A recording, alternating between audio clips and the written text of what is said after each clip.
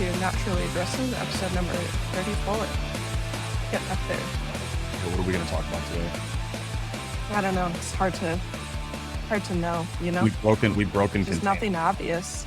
We've broken containment again. It's been a long time, actually, since Yeah. the operation hit the mainstream. I would say that probably someone corrected me. I thought it was a long time ago.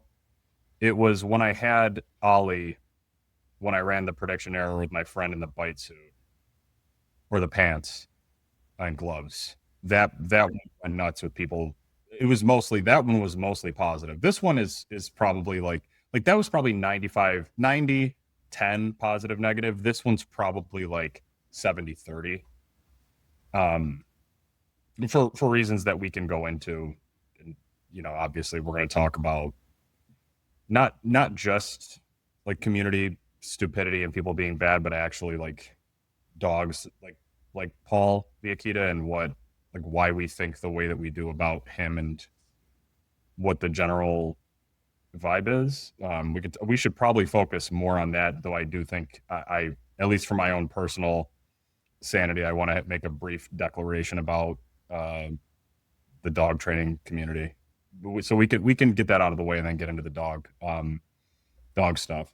But briefly, before we even start with the Akita, Mongoon just got back from a vet visit. He needed a vaccination. I was dreading this trip because I was positive. I was like, dude, I'm going to have to carry him into the building. I'm going to have to pin him in place. Because, you know his problems. Dude, he walked in. He was afraid of the door, went into the lobby, kind of clung to the ground for a second, did a little like a 180 kind of look around, and he just started like trotting around. I'm not saying he was happy, but he was just like walking around like he does in my home, which is still like, again, mildly sketchy, reminiscent of a wild dog, but comfortable, like cool. For him, that's a good baseline. Yeah. He recovered to the point that he's able to recover. Yeah. So like if Scout were walking around like that, I would think she was sick or something really bad happened to her. For him, he might as well be crying tears of joy. Like seriously. Yeah. The doctor was like, dude, I mean, the doctor kind of got invested a little bit in the story when I told him. He's like, what is this name? And I was like, it's Korean. And he was like, why? And, you know, we talked about it for a little while. And he was like, I would have no clue this dog was a behavioral case. And I was like, I'm really not trying to, this is one of the most extreme dogs I've ever seen. Destroyed it. And he was like, that's unreal. I was like, I know, it's crazy. That does not mean he's permanently fixed in every way, but like I would put this vet trip up against anything I've ever done with a dog. No joke. Like I'm not fucking around. Any biting dog, like this was way bigger of an achievement. Like not even close. Anyways, because I think what's so cool about that is it's so much about the emotional change. Like you can't use operant conditioning to get your way through that completely. You know what I mean? Like it's not, oh, I punished a dog for biting and now he doesn't bite. It's like, no, this dog actually feels better to a large degree, as much as he can. Absolutely zero. Like it's kind of one of those scenarios. Again, either the work's been done or it's not. There's no training that could take place right there, handling that would make a 1% difference with a dog like this. And I know some people might be thinking, oh, I work with fearful dogs. Guys, I'm not trying to pull rank. I'm just being honest. This is the different level. Like, this dog is not normal, dude. He still has problems. Like, so he's been with me, I think, for like 3 months now. He will still periodically have an issue in my living room where he's like, wait, where am I? And he'll like run a circle around my couch. And I have to be like, dude, chill. And he's like, okay. Like it's like he's waking up out of a bad dream. Like he's fucking crazy. By the way, he's going home this afternoon. Oh, nice. And better news. Yeah, so he's ready to go. Very happy with the vet visit. We can talk more about it later. Again, it's not compared to Paul. Like everyone wants to know about Paul. And then very briefly. But again, I think that's what's so funny, right? Is to me, like I am way more impressed by the vet visit with Mongoon because I know how fucking hard that. Like you said, you can't.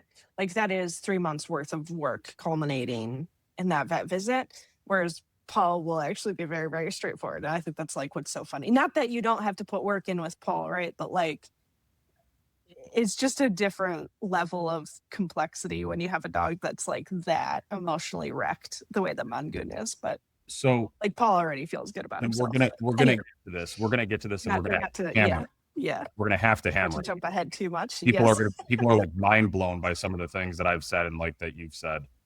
Um, but I think we can defend the position very easily. But yeah, there's no question which dog's more challenging. Again, I'm not with Paul yet, but just I would bet strongly it's not even a fucking debate. Like it's not. So Ryder the Dalmatian, I think I had mentioned last time I gave them the green light to go on the prong collar for him chewing feet. They said that he just hasn't been giving them opportunities, which is obviously very good. We were going to have our third lesson. She had to reschedule. We're on for Saturday morning, something like that. So I am going to see them again. I haven't uploaded the lesson 2 where I yelled at her yet. I still am going to. I'm not hiding that. You guys are going to see me rip her up. It's going to be up at some point soon. Cooper, the 24 positive reinforcement sessions dog, the problems are probably 80% fixed. I put up a clip on my Facebook. Bicycles, dogs, like just the first thing that happened when we got out of the car at the park a couple days ago, there was a poodle with an old man standing there waiting for a trainer. I actually think the same training company that's worked with this dog. And the poodle was going nuts at Cooper, and Cooper did not give a fuck. He also was not looking away, thinking he's going to get shocked. Like, just totally cool. Meeting with them Saturday morning, too. We're going to do our sort of like semi-final lesson 5, going back to the park, the last place that they went in public with a force-free trainer, where when they got out of the car, Cooper saw bicycles and skateboards, went frothing at the mouth, berserk, snapping his own neck, and they had to run to the corner of the park and hang out on a bench and give him treats at Threshold. Like that was how they spent the hour or whatever, and they never went back. So we're going back there to just go be normal Saturday morning. So okay. There's who cares? Like let's talk about Paul. So let's get I want to get 2 things out of the way before we get into comment reading, because there was actually a comment that the very rare Kim triggering, you actually were tricked. Like it's very rare to see you get lit like that. I get triggered by like a couple very particular things. Yeah. People Yeah, and I'm gonna read the comment. I'm gonna read the comment. Yep. But also the dog and everything. But I want to get 2 things out of the way first. Obviously, all right. If you go back to last episode, I said some very creative and interesting things at the end of the episode. I had some really creative predictions. Something like it's highly likely this dog is just like an unruly, fucking around big dog, and mom is being dramatic, and we'll see. I'll let you guys know what happened. And then I got fucked up. And I am going to give the full sequence of events of how I got bit on the bare hand, and also the setup for the clip that you saw, where people are just brutally, viciously, I think in some cases just not thinking clearly, and then in other cases deliberately taking context, like removing context. And we'll talk about some bad actors, but also people just genuinely being confused, which is probably, again, way more useful for people that care about evaluating dogs like this or any behavioral case dogs. But yeah, clearly I should have listened to mom. She was way more correct than I was. It's like not even close. And the thing is too, she actually sort of sealed the deal with being right. Because she sent me a clip last night or the day before of Paul play biting her, right? And I'm watching the clip and I'm like, okay. So like my last little bit of, maybe I had a little bit of a point. It's kind of not looking great anymore, because even the play biting looks like there's a little bit of purpose. A little bit. Not like crazy, but like, by the way. Like he's the type of dog where what's the word? Not old wives' tale, but the cautionary tale of like, oh, if you play tug with the dog, it's going to make them aggressive. And there's obviously like a ton of issues with that. And it's like, but that's the dog that it's probably true for. You know what I mean? Because he is going to take it in a certain way and be like, oh yeah, I'm going to go in the wrong headspace with this, you know? And if you don't know what you're doing, if you're not playing appropriately and cooperatively, that's going to become a problem. So like, I'm not surprised at all that that's the vibe. Yeah, if you play possession with a dog like this and you don't capitalize on it correctly, it's like at best a waste of time. At worst, you're gonna get hurt. You're gonna get hurt. So unfortunately, I think that like the Akita is not particularly known for being very playful and like like wanting to like he wants to bite people. You know what I mean? Like that's what he wants to do. But we can talk more about that. Yeah, let's actually just to kind of jump on that real quick. The breed specific thing, like breed doesn't matter. Breed is a predictive thing. Like breed has predictive value of like, yeah, I see a German Shepherd. I can kind of guess some certain things with like a higher level of correctness or probability of correctness than I would if you just tell me that you have a dog and then tell me to guess what's wrong with it. You know what I mean? But sorry. No, it's okay. I missed that. Stop it. If yeah. Is that fair? Yeah, It's yeah. Anyway, okay. Hang on, give me 2 seconds to get her. Show that this is how we get her to be quiet. All right, that's enough. That's content. It's enough. Yeah, so if you tell me like, oh, I have this random dog, like guess what problems it has, I'm gonna have a harder time guessing what problems it has if you show me a German Shepherd and tell me, hey, this dog has problems, guess what they are. It's like, all right, 90% chance is reactivity. Right? It's like it gives us predictive power, but like once you have the dog in front of you, breed kind of stops mattering, right? Like again, gives you predictive power in the training plan of like, okay, an Akita is going to be harder to get to play than a kennel dog or a border collie or pit bull or whatever. But that doesn't mean we don't try to play and just see. And it doesn't mean that anything like really changes principle wise. Like the principles of the dog's brain stay the same. Like even in human medicine or psychiatry or whatever, it's like, yeah, you get predictive power from a particular diagnosis, but that doesn't mean that the principles behind the treatment of that person completely change from, one particular person to another, So yeah, like I think people get really stuck there because it's like, yeah, breed matters, but it doesn't at all. Like it matters in that it's a helpful tool, but beyond that, it's like, yeah, it's man. If your prediction is proven correct or incorrect, you go from there. Like period. That's it. The dog's gonna get trained, homies.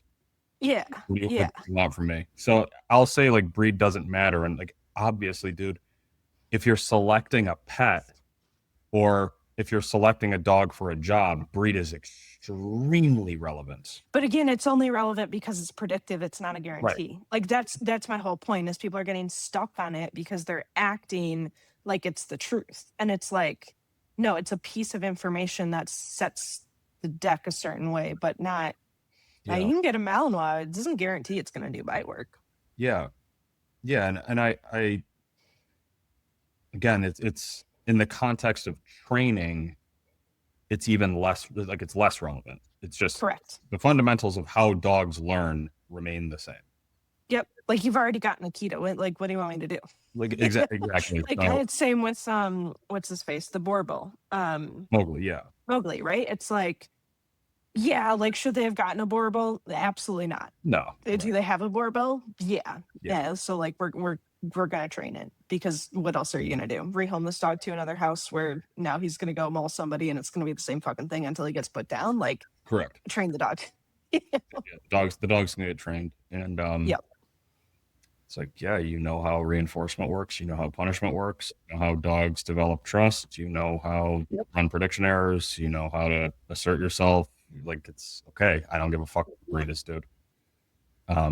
It can save you some time because maybe unique, like specific things, ways to approach it. Yeah. So like with Mowgli specifically, and I do want to get back to Paul, but like Mowgli specifically, like looking back, the Borbal instinct should have had me spend more time in the front yard early.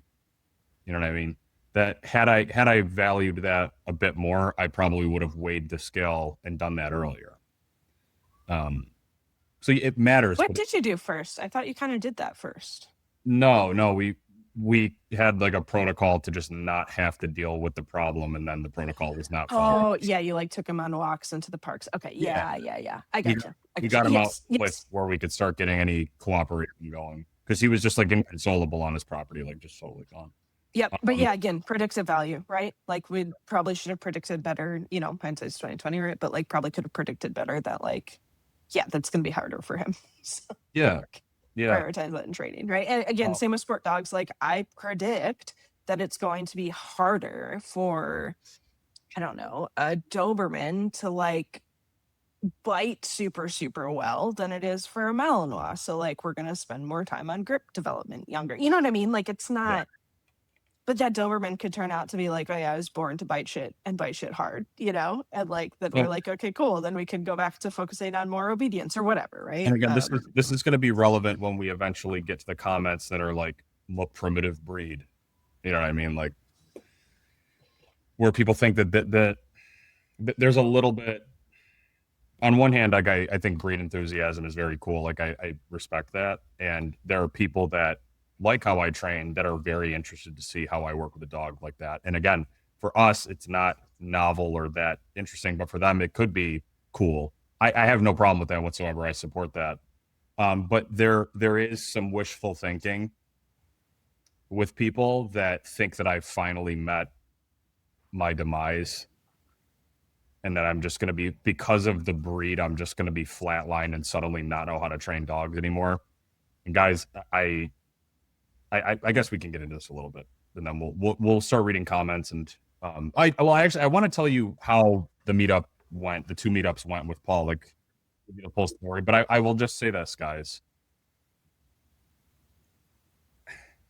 People have told themselves enough times that I don't know what I'm doing and that I'm stupid and that I have no point, that they've begun to believe it.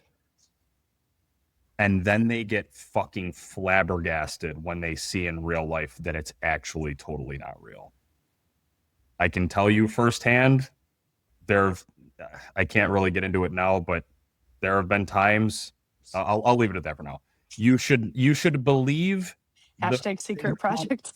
training, the training that's going on. Okay, dude, I sent you a screenshot. It was on some random thread that just happened to show up. I don't know why does Facebook keep showing me these threads. I'm not following anything. Because it gets this, because it's feeding the algorithm, Dylan. And I see, someone goes, regardless of the controversy, Dylan's just like doing a great job with these dogs. And by the way, I appreciate people saying you don't have to go out and defend me. I appreciate it. But a response comment, the one that I sent you was, he's had some major scandals with clients coming forward and talking about the horror stories of working with him. And, if you ask me, maybe he's good with the dogs, but if you're as bad with humans as he is, you're not a good dog trainer. And all I said back was WTF. What are you talking about? And this is every time. Oh, hey man, I really love what you do. I just can't support your language. Wait, you just said that I've had major scandals with clients coming forward saying that I'm doing malpractice or abuse or whatever. And then I say, what? And then you're like, well, you kind of make me sad. Dude. Like, so. Is that what that commenter came back with? Yeah. I don't think you sent me that part of the screenshot. That's funny. Yeah. It was, oh man, I love what you do with the dogs, but it's just, I can't get behind how you talk to people. That was how they responded when I after they accused me of having clients. Oh, Dylan's crazy. Like, I get it. So I guess what I'm getting at is, I wasn't looking at those two things as connected. That was the evidence that they were presenting for their first claim. I thought they were just like adding more. No, that's really funny. Isn't that insane? Yeah. So when you pull them on it, they fold instantly, and this is to be talked about at a later date. The same thing that happened with Dr. Melanie Yude, where like huge public crazy statement, and then privately I go, dude, what are you talking about? Well, I don't know. I'm sad. I'm like, well, anyways, what I'm getting at is people will tell each other, like someone will read that and they'll be like, this is true. And then they'll go say it. Dude, I had a comment thread the other day where people are like, yeah, he's got active animal abuse charges in the state of Florida. And they're like out for like, dude, and that becomes part of the canon. Like that's lore. I'm just telling you, if you're one of these people that's like convinced because you and your friends just are constantly bouncing autism off each other about me being bad, dude, I'm telling you, you can just look at the dogs. It's not going to get any better for you. We can watch the Paul show. All right. The Paul show's coming. I wish I could take them now so I could shut you fucking losers up like right this second. I just can't. But it's going to get really quiet. It's going to get really quiet. So last thing before getting into meeting Paul and everything that happened. Last two lines of self-defense. Number one, this is going to be the last time I say it. I'm doing Trump hands again. Hopefully the last time I say it. Anyone that has a problem with how I talk to people in the comments, trainers, whatever, I just want to reiterate. It's going to be so gay. Yeah, this is a victim segment. I don't care. You have absolutely no idea what I deal with. Like, you don't have a 1% concept of what I deal with. You have no clue. And I hope that you never do, to be honest with you. I am telling you, this industry is pure evil and is extremely tolerant of evil. Like, it's just a casual thing. And it's right there in public. I happen to just be getting it constantly. And no, it's not because I say Robert Cabral's a pride flag man. Like, no, it's because of how I train. It's straight up just because of how I train, because I'm better than that. So you have absolutely zero clue. If you have a problem with me calling people fat, retarded, dude, fuck off. I have no more sympathy. I'm not going to entertain it. You're a pussy. Second thing, primitive breeds. Should we talk about primitive breeds? No, let's get into Paul. All right. How's the hand, by the way? Not bad. Healing up really well. Yeah, not bad. Foreign discipline. It's crazy. Yeah, don't have that. I'm fucking nuts. If they sold it in buckets, I would buy it in buckets. I haven't been bitten my whole career. We're going to be getting to those comments. Do you have anything before I go into meeting up, the setup, and everything like that? No, I'm sure we'll get to it. Yeah, no, like at any point, if you have a question or if you want to say something, like please just let it rip, because I don't want this to just be me telling stories. But seriously, guys, you have no clue. It's the Reddit thing. If only you knew how bad things really are. Like, it's bad. Yeah, I mean, I had a client last week, private lesson client, that was like, it was basically Cooper, like same story. And I was just like, oh shit, like you can kind of forget about it. I think that's the thing, is like a lot of us can kind of forget about it until it's like, I had a run in with someone who's been sort of indoctrinated, and then you're like, oh, this is like really upsetting. Not because the clients are bad people, they're like genuinely extremely good people, but they've been brainwashed. But if you're on the internet, you can't forget about it. If you're showing training, and I totally, by the way, I get and that's why, like with me, I'm kind of like only stick a little toe in the water in this stuff, because I legitimately am like, I don't think I like mentally can handle it. Well, I'm glad you said that. I'm glad you said that, because I do want to clarify. I do not in any way, shape, or form want to sound like I'm being hostile to the audience generally, or people that, like, when I say you have no idea what I'm dealing with, I'm not saying you should or you're stupid for not. What I'm saying is there is a cost of contact that comes with being extremely transparent with training. And yes. I would classify, I don't think it's objectionable. I think I probably am the most openly transparent trainer on the planet. I don't even think it's fucking debatable. This is like not dog industry, but it was a saying. It was like on the topic of dealing with like online harassment, bullying, and whatever. And this one person was like, hey guys, like you kind of need to chill out because all of you are saying like one thing that in and of itself isn't like crazy.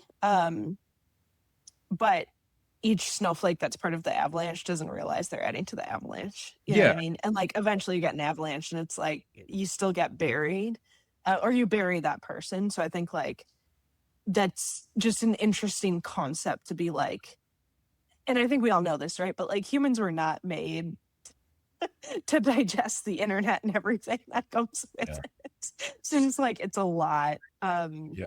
And I think that there's, yeah, I mean, again, we've talked about it before. Like, there's no obligation to like try to deal with the avalanche, but then also I think it's important to remember try not to be too much adding to things if it's like, all right, like what's the actual point you're trying to make here? Like, are you just piling on to pile on? Or again, I don't think that's most of the audience members, but I do think that that easily happens. But anyway, that's my No, little I tangent. think, but I think intentions matter greatly too, and that's when we do the comment reading ceremony.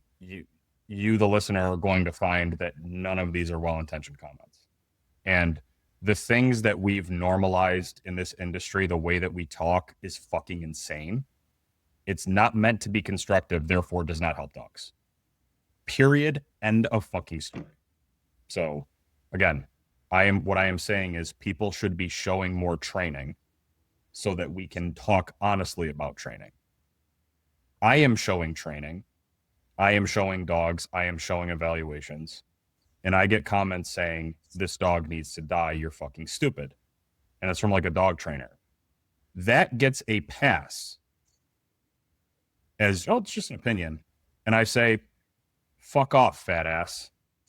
Whoa, do you see how Dylan talks to minorities? It's like, okay, yourself. Like, oh, Dylan's telling people. Yes, I want you to do it. Please. So, okay. Paul from Quebec. All right. Um, luckily, he's like not that big for an Akita, from what I understand. Male Akita. He's only 9 months old. So he could, I think they still grow until a year and a half or something. I don't know. I think they're late to mature, if I remember someone saying. Yeah, I mean, a lot of um especially if you leave them intact, a lot of these breeds don't actually get to their full mature weight until like 3 years old, but oftentimes like the height they're going to get is a year and a half and then they'll like fill out a little bit more. Fuck. And just like total side note, it's like kind of funny to look at pictures of my boy dogs at like a year and a half and then again at 3 and I'm like, holy shit, you were ugly. Squirrels. Yeah. Yep. Really. So the whole deal with Paul is the owners they got him at like 3 weeks old because his mom died shortly after she gave birth to the litter. So they're bottle feeding him all of that. So he misses all of the social contact with his litter mates and with mom and all of those lessons and interactions, right? Around 3 months old, he starts showing sort of like some weirdness and tension around his food bowl and around, if they drop a scrap of food on the ground. Nothing crazy or anything, but it's just like, kind of like, oh, you should probably see a dog trainer, right?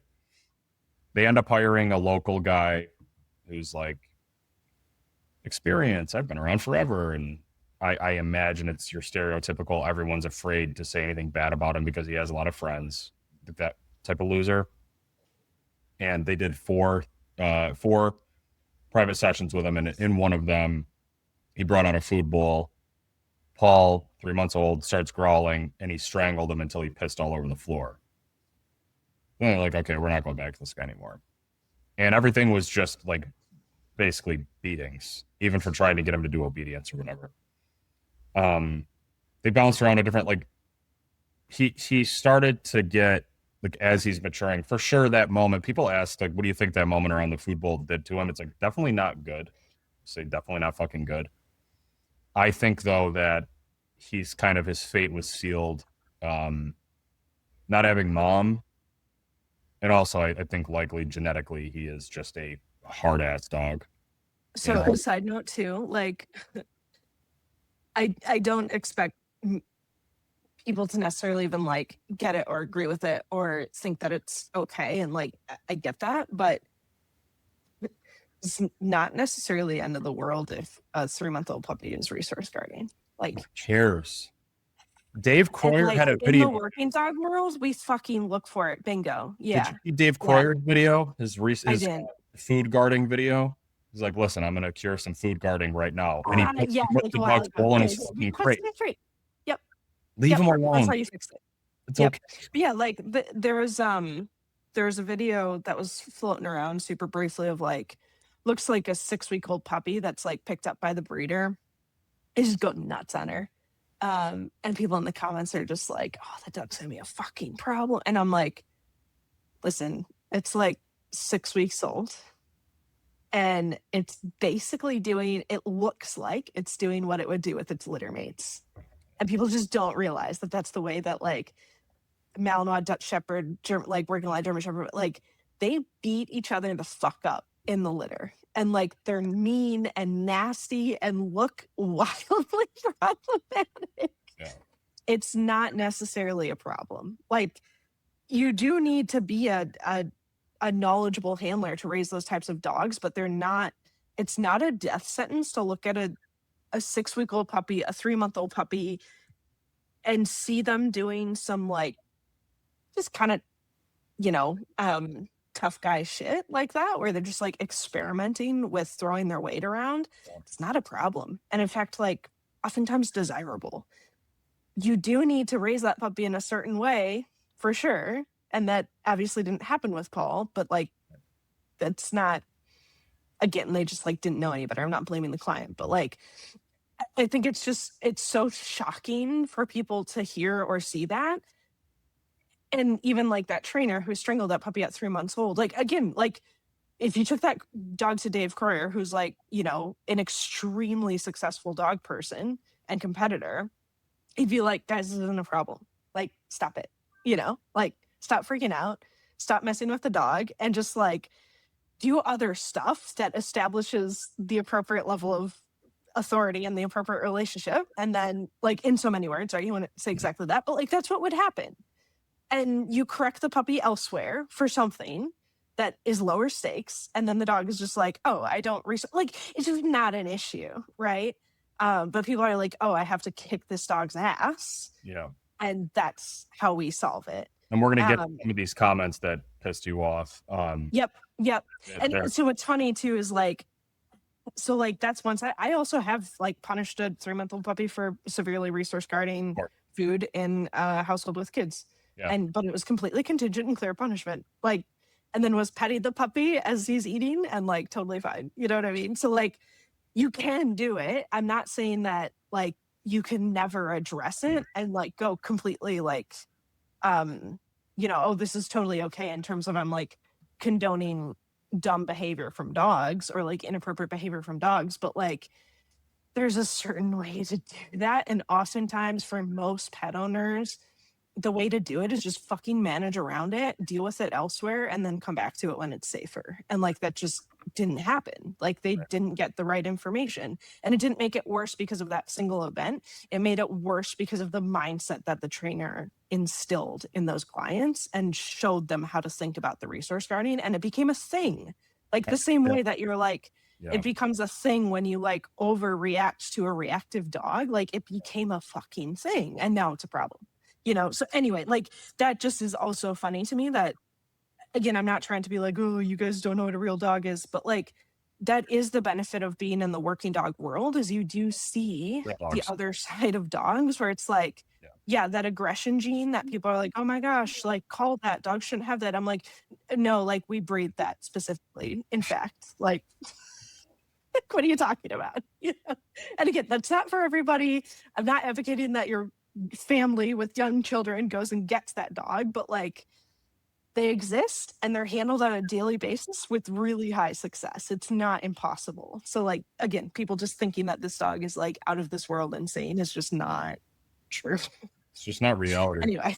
It's not reality. All right. Carry on to lay the context. I forget how I got started on that. Oh, just the story of the trainer. Yeah, the trainer. Anyway. But to get back to that, because of the nature of Paul's behavioral issues, I actually lean more towards no, I don't think that was like a major formative. Probably not. Probably not. Probably not. Probably would have For happened many, anyway. for many dogs, so for a dog like Win, yeah, that would have been a brutal single event that could have caused her to start as a 100%. Because she's attacking from a place of weakness. This dog is attacking from a place of strength, which is something we're going to talk about. So they bounced around, kind of tried to field different trainers, and no one will go near this dog. No one will go near this dog. He is attacking hands, he's attacking feet.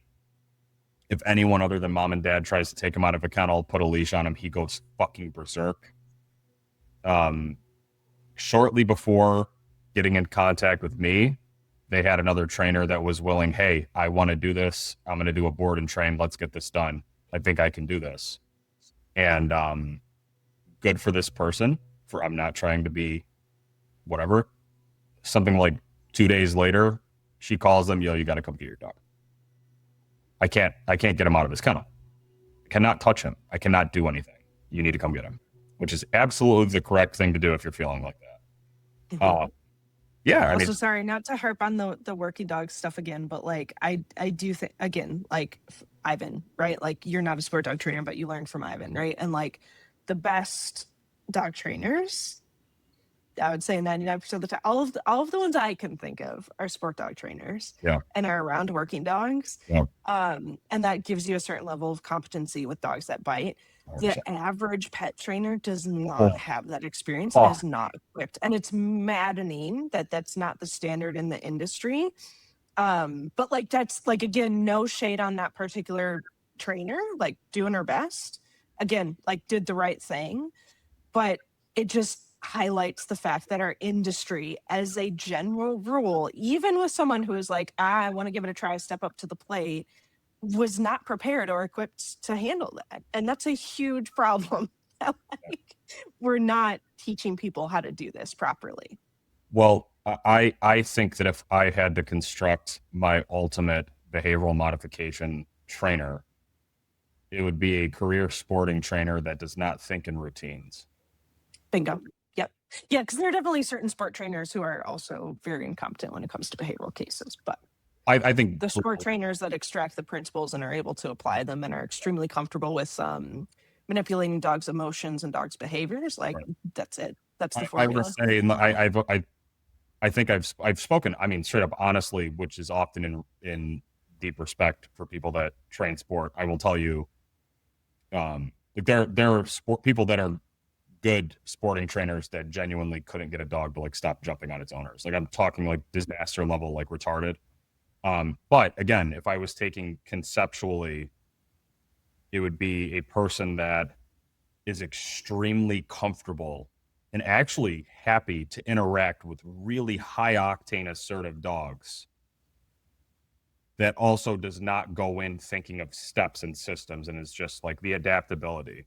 Like the place where I come from, except a deep like reps and living with really fucking intense dogs. Yes. Like you said, I Yes. learned from Ivan, but I don't hang out with fucking brutal, tough King Kong type attitude dogs all the time. I don't.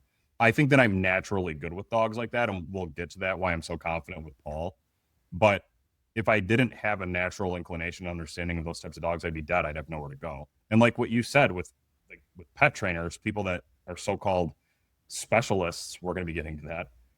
They have absolutely zero. Like a dog, just out of context, a dog growling to them is like the sirens are going off in town and an atomic bomb's getting dropped and we need to evacuate the city. Like it's like like, and I'm like, what the fuck? What the fuck? Like cowards, actual cowards, dude.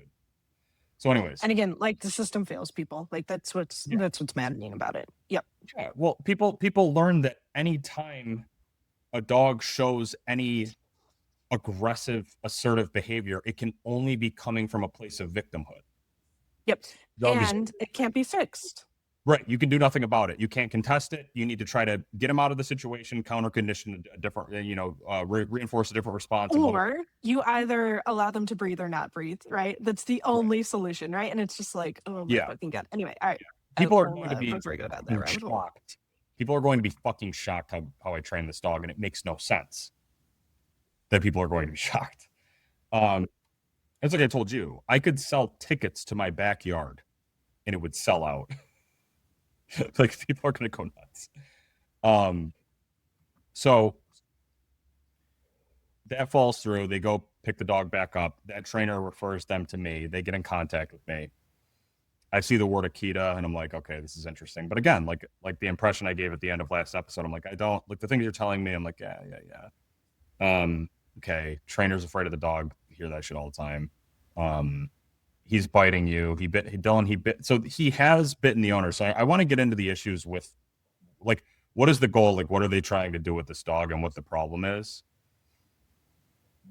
Though the way you saw him attack me, no, actually, let me come at this from a different angle. They like most owners living with a legit like a dog with serious problems, they have found ways consciously and unconsciously to accommodate the problem and live a lifestyle where you kind of have it's like a mob town.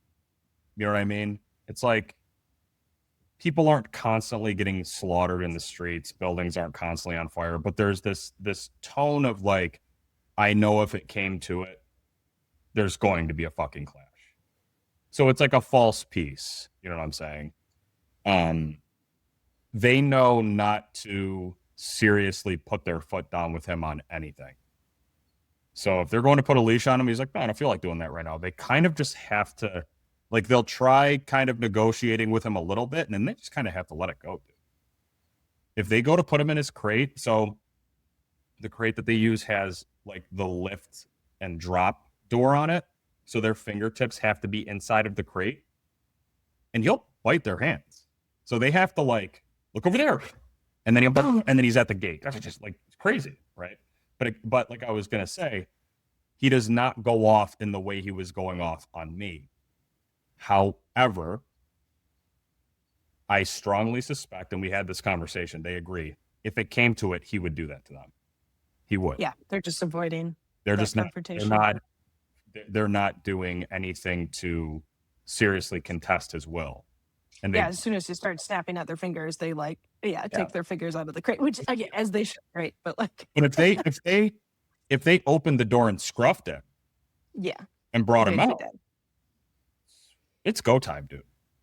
It's go time. And though we're going to be talking about like giving our take as to why this dog is not like we use the word easy because it is, right? But he's extreme.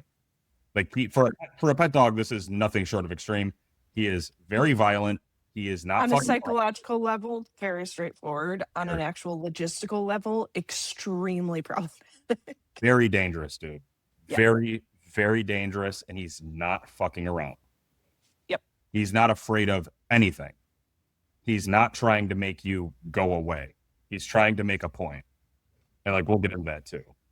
Because the video I didn't intend on having it recorded because everything was boring.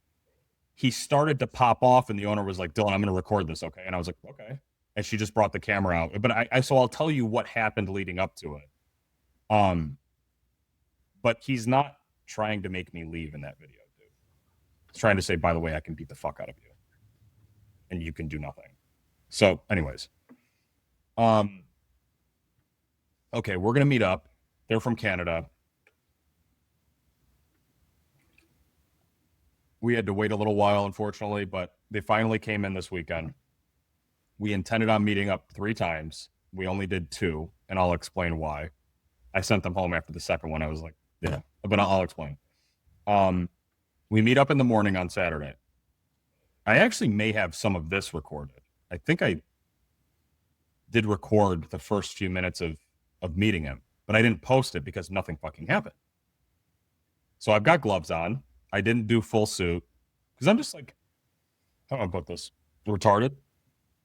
Like I don't get a vibe from him that he's gonna just fucking come over here and start killing. Like I was just looking at him and I was like, let him over. It's okay. And they've got him on a retractable. He comes over, sniffs my legs. And dude, I'm like scratching him on the head. He starts doing the cat thing where he's like leaning into my legs and I'm rubbing up and down. You know, I'm being smart. I'm not just like let me grab under your Putting your face by it. right. So like I start upper back and I kind of get into the ear a little bit and he's leaning into it. I go to the chest and then I'm giving him like a full body massage, dude. And the owners were a little disappointed. They're like, uh-oh. Is he just not gonna do it? You know what I mean? I was like, dude, this is a great dog. It's just cool. Let's go for a walk. We switch him over to a long line. We're walking through soccer fields, baseball fields. You guys have seen the place in my videos a lot. It's where I train a lot. We walked for another 15 minutes. I'm interacting with them. And dude, it's hot out. I'm like, fuck it. I take the gloves off. Fuck it. I put them in my pocket. We stop at one of the baseball fields. We brought some toys. They try to get him going. They try to get him going. He doesn't show a lot of interest. We hang out for another few minutes. We're all just like chilling there. He's standing with his owners. And then at one point, he just gets the idea, I'm going to go check on Dylan right now. And he walks over to me. Hey, bud. There's a second where he freezes. I slightly angled my body off to the side, and then he was off. Nuts. Like he bit my hand like he was trying to go through it. Bare hand. The owner screams, do you want me to take him? I'm like, no, it's okay. It's okay. It's okay. And he went like bang, bang, stepped back, looked at me, kind of like, and trotted away. How bad is it? I was like, and I'm just not going to look at it. So without looking at it, I put my glove over it, put my other glove on. I can feel the blood running down. Like we get back to walking. I want to say he was more standoffish with me, but not, it was more just like disinterested. Like he just didn't care that I was there anymore. He wasn't like, he did what he needed to do. And he was like, there. Literally, like I'm making a point of walking behind him and he's not paranoid looking over his shoulder. He just doesn't. Hypervigilant. Yeah. Yep. I go over to the owner, put my hand on I shake dad's hand, grab him, whatever. And he just doesn't give a fuck. He's off eating grass. Like he just doesn't care. So I'm like, okay, we walked for another like 15 minutes. I had them do a couple things with him. Try to get him to down. Tell him to down. He breaks it. They go to reset. And then he puts the leash in his mouth and he starts flossing his teeth with it. I was like, try to get him to stop doing that. Takes the leash out of his mouth and now he's rolling on the ground. So again, this is it right here. If they were to continue following this, he's just giving them grace because he loves them, right? So he's giving them the funny guy shit. But if they were to be like, dude, it's on the table that he goes off, right? So I'm like, okay, this all checks out. Like I get it. All right, I should probably do something about my hand. So it's like, we'll meet up. We'll take a few hours off. His gas tank is just cheeks. Like I don't think Akitas are meant for long summer walks and like beating someone up and then trying to play and like all these things. Go home, take care of my hand. We go back out, I don't know, 3 hours later. Got my gloves on to start. They let him over, and he just doesn't care that I'm there. Does not fucking care. This time he sniffed me for 1 second, sniffed my leg, and was like, no tension, no loading up, no flinching when I walk, like getting ready to strike, totally at rest. We go for another long walk. He's on a lot. We switch from the retractable to the long line. We go around. We're coming back towards the parking lot. It's been probably a half hour, and we're talking about things. We get back towards the parking lot, and I'm standing there with him, and he freezes in front of me. This is where the owner backed up and was like, I'm going to record this because he's getting bad. And I was like, okay. And that's where the video starts. It's like, we just were walking, coming back to the parking lot, and then he stood in front of me and was like, what's up? So to establish some things, because there are some comments that are just completely wrong, I was not dragging him there trying to make him sit. He decided, I'm going to sit, and you are going to stay right there until I'm done talking, or whatever. He very well knew he was on a retractable leash. He knew he could leave at any time. There was not a point where we were restricting him and pinning him in place. He was moving freely this entire time, came over to me, and then froze and was like, what's up? That is a conscious decision, right? I've learned so much about this dog at this point.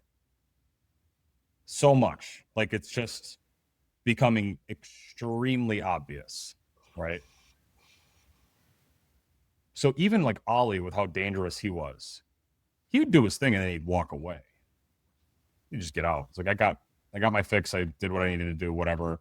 I'm just gonna go fuck off. This dog is like, no, I'm here for the love of the game. So yeah, then at that point he starts going berserk.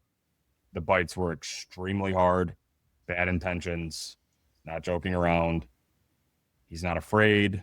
He's not anxious. He's like, I'm gonna beat this dude up. Um.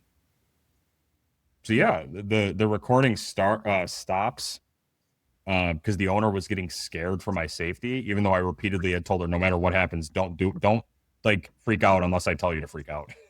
Like if I'm not freaking out, it's okay. She still was like, oh my god, like this is fucking crazy. So he eventually gassed himself out, stopped attacking. He's standing in front of me, looking off to the side, like.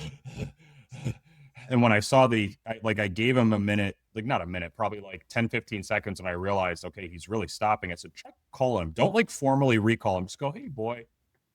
And he just went trotting over to them and like kind of checked in with them. And then he went under the tree in the shade and curled up and just like died. He was destroyed. Like he had just gone like rounds on a heavy bag or something. So the dog will go until the point of exhaustion, period. And at one point too, I did try to walk, like, let me try moving him out of this position. I said, hey, let's walk. No, like just, I'm going to go. And if at any point, by the way, I had fully turned my back, he would have been on me. So for any geniuses that are like, dude, you should have walked away at the first one, have fun. Have fun. So any questions or I mean, this is all shit you probably could have like just put together from knowing how I do things and, you know. Yeah, I think probably the most interesting part, to be honest, about like is that interaction. And there's other stuff we'll talk about this more, like general principles, but like specifically with him, like I'm curious what your interpretation is of like why he waited. You know what I mean? Oh yeah. Until like the end of the interaction. I don't know if he thought they were going home and he was like, I want to get this, like, I'm running out of time to have fun.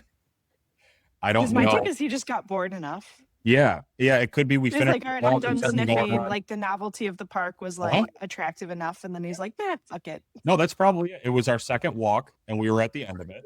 He's seen everything and smelled everything he's needed to see and smell. He's satiated in that. Yep. He's like, all right. No, you're exactly right. That's gotta be exactly what it is. That's gotta be. And that's actually really it doesn't sound like he did anything different. Like he walked in front of you. Yeah. You know what I mean? Again, like he chose. It's not like you suddenly tripped over his foot, or you know what I mean? Like even something like that is like. I should mention too, during those walks, we traded me having the leash. Right. Yeah. Oh, cool. Like didn't care. I wasn't like making him do a bunch of shit, but like he saw that I had him. Hey boy, you know we're moving. He's like, fine, whatever. It's just so. There was no stranger danger. Like that's not correct. Yes, that's not what it was. It's not even. And you weren't even putting any pressure on him because obviously with the owners, it's like there's cooperation when it's a shared goal and he's good with it and he's bought in. But as soon as he's like, nah, I'd rather not, then that's a problem. But like it wasn't even that with you. It does seem like he literally was just like, yeah, fuck it. You know what I mean? Which is like kind of funny. It's hilarious, but I can't. We're gonna get to why. It's hilarious because I want to talk about their goals and everything.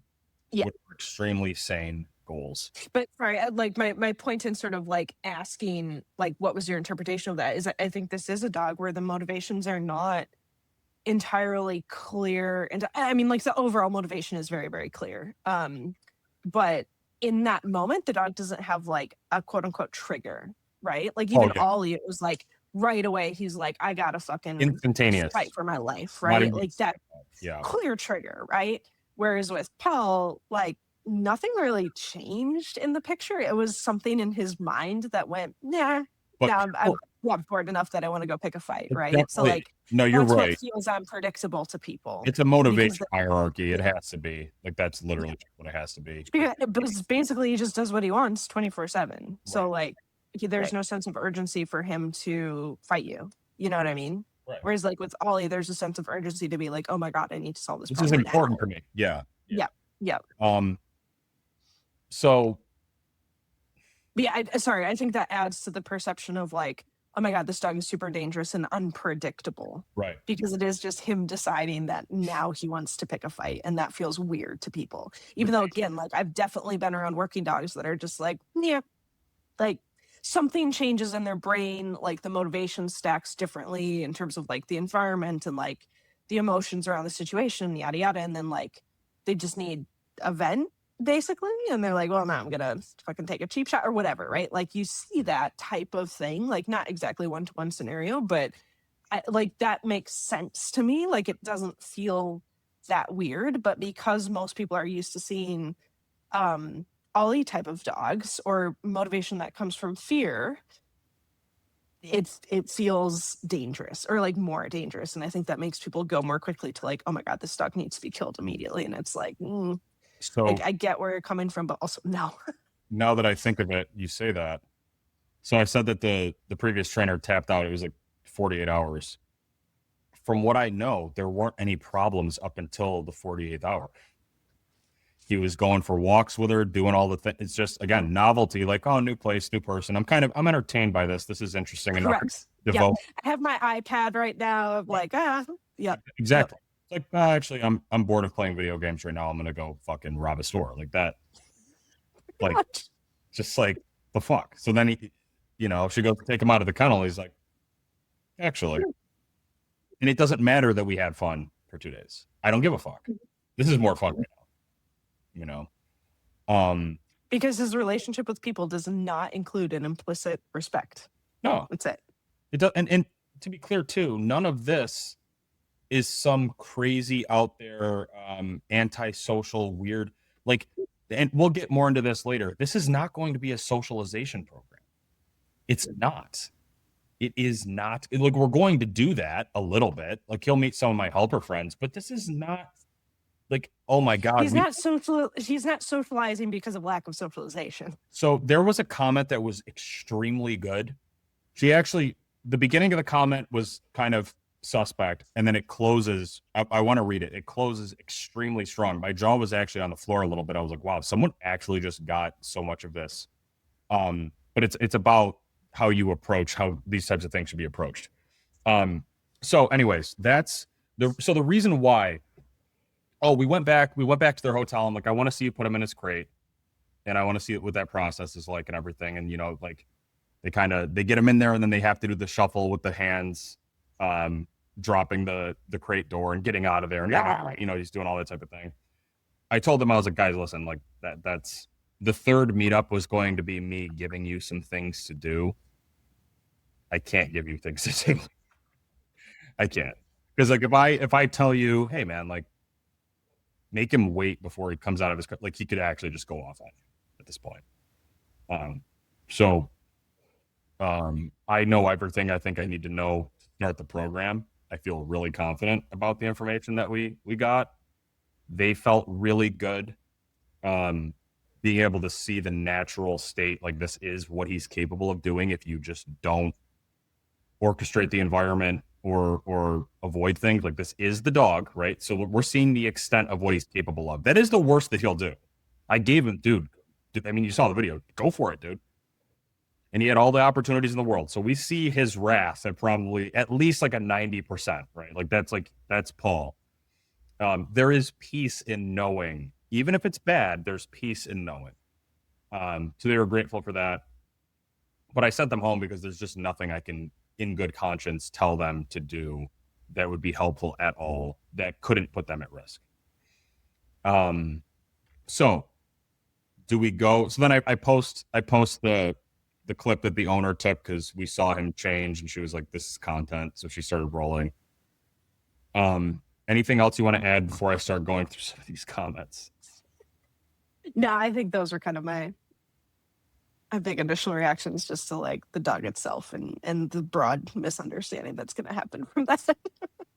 Yeah, and it's like, man, these comments from this chick are so retarded. Okay, let me hang on. Here we go. Should I do newest? We've got a bunch of new comments since we started the show. Nice.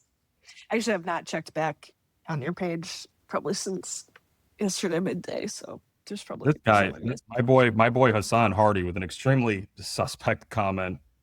No, I'm beating a dog off that's biting me, you retard. Beating the dog off? Interesting. That's a new strategy. Yeah, Not sure beating how the I feel dog about off. that one. That's crazy work. Yet another working dog not suitable as a pet. Debatably true. This is so Yeah. terrifying. Yeah, it's not good. Um, uh, this dog doesn't want to be bullied. So this is another one. These are very tame. Like we're going to be getting into like more, Yeah. teeth type things. The idea that a human being existing is applying unfair pressure to a dog, like, dude, what are people thinking?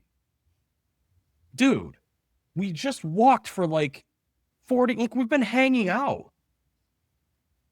Dylan, it's your bad for, I don't know, being Looking at him. compromised of How matter dare you? in our dimension.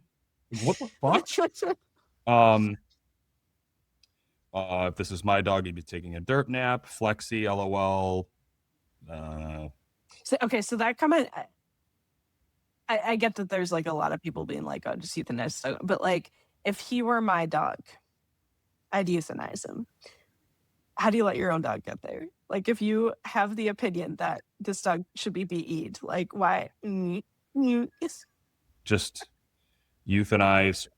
Why not have a muzzle? So this is another one that we'll get into later about the muzzle thing, because that's a huge, like, people just not understanding. Like, it's a detachment from what the goal is of a session like this. Fucker needs oxygen suspended. The dog is super anxious. You need to take him for a walk or give him a ball. 3 years I worked at a dog shelter, saw 30,000 dogs come and go. We never had a single dog act like this. This is extremely rare human aggression. Seems like it's going to kill somebody. This is terrifying. This isn't an interesting one. They make muzzles for Also, can we be clear? This dog is not looking to kill you. Not at all. So No. that's actually really interesting because I didn't think about that as much as I'm like, oh yeah, it's like logistically very dangerous. This is not a dog who's trying to maul people. I've only felt that intent a single time when we talked about that shelter dog organ that got put down. That truly felt like I was standing with like a threat, like a legit threat to my safety. This is personal. This dog is playing a game. Right. Like, it's an intense game and it's a dangerous one, and it's him being a pushy little brat, but it's still a game. Right. 6 out of 10 rage bait LMAO. So this is another thing too. It's kind of insane. You hit a level sometimes with training where you get so much better than everyone. They literally can't process. Like, they see what you're doing and it's just so alien. They think you're joking. So like this, you're going to see a recurring theme here of people being like, you did this on purpose to make people mad, or you're trying to get attention. Like, anyways, try speaking to him more in French, you fucking idiot. Guys, so there were some people that has to be a troll. No. There are people that thought when I jokingly said, how do you say calm down en français? They thought I was serious, that I was going to like tap into this dog's French sensibilities by speaking that language. They thought I was being serious. Okay. Retractable, really? LOL, laughing emoji. See, you fucking losers are going to make me train this dog on a no-pull harness and a retractable leash if you keep up this fucking bullshit. Like, I made a post about this, people obsessing about gear. And I truly, again, you've done it. Congrats, everybody. You've radicalized me. I think if you talk about equipment for more than 5 seconds, you're an F slur. If I haven't seen you train dogs, if you cannot demonstrate that you train dogs and you are talking about types of leashes, I want you to go insert whatever you think I'm about to say. Seriously, you're a fucking loser. I'm dead serious. Basic knowledge, use a chain leash. Here we go. That'll solve everything, guys. That's the only problem here. He is not a dog trainer. We're going to be getting to more like actual. These are all just the newer ones. So get a real leash, not their retractable bullshit. Lame. This guy is no trainer. That pup needs a needle. Flexi lead. This is a good one for me. Okay, this is a day-to-day classic. So, for a little bit of context, okay. Flexi lead says it all. LOL. And this is from a profile picture of a white mom with a black child, and I investigated to see if dad was around. And I responded, profile picture says single mom. I did not get a response from that one. Just kick it. Are you teaching him to grab the gloves? Paul says, fuck you. Absolutely true. That dog needs to be put down. You clearly don't know what you're doing. Asking the dog, why are you doing this? You're a moron. Paul, why? This dog has been seriously. Like, babbling at a dog, seriously? Or like literally? It's just so funny to me. People like, are trying to have a conversation with the dog, like a verbal conversation. Yeah. Why was the dog not muzzled before this protocol? Okay, so let's talk about muzzles quick, because then we're going to be getting like the deeper stuff. No one has ever taught him how to switch drives or impulse control. That's true, but not relevant right now. I do a complete reset on that dog. No one has any idea what that means, unless you're talking about knocking him unconscious, which a lot of people did recommend in here. Yeah, so let's talk about the muzzles quick. And again, this is going to be less interesting stuff because I feel like we've talked about this before, and I've given my opinions on muzzles a lot. So actually, okay, this dog needs a shock collar and a back tie. He thinks he's alpha over everyone. You need to bust that ass. Actually getting in the right direction compared to everything else on here. That's way closer to reality. Yes, I mean the rest of them are saying, the dog just needs to be afraid. killed. So I'll give you that. The rest of them are saying he's afraid or anxious or that I'm yeah. do it. Yes, like their diagnosis is correct. The way they'd fix it is this guy. Unironically, this caveman, his profile picture looks like a literal caveman, Cro-Magnon type shit. Would actually have a better chance than everyone else that I've seen so far. Yeah. Why was the dog not muzzled before this protocol? And actually, let me find the comment. The muzzle comment, or why are you letting him bite? Because this is one that the fact you sit him and allow him time after he grabs your hands, this is why you're struggling. You hardly even move. Clearly, you're not doing shit. He's not listening. He doesn't care about you. LOL, have fun. People will read that and be like, that's good criticism. There was another comment in here. It was like, why is OP so hostile to comments? I'm telling you, like, you guys have no clue. Like, you have no clue.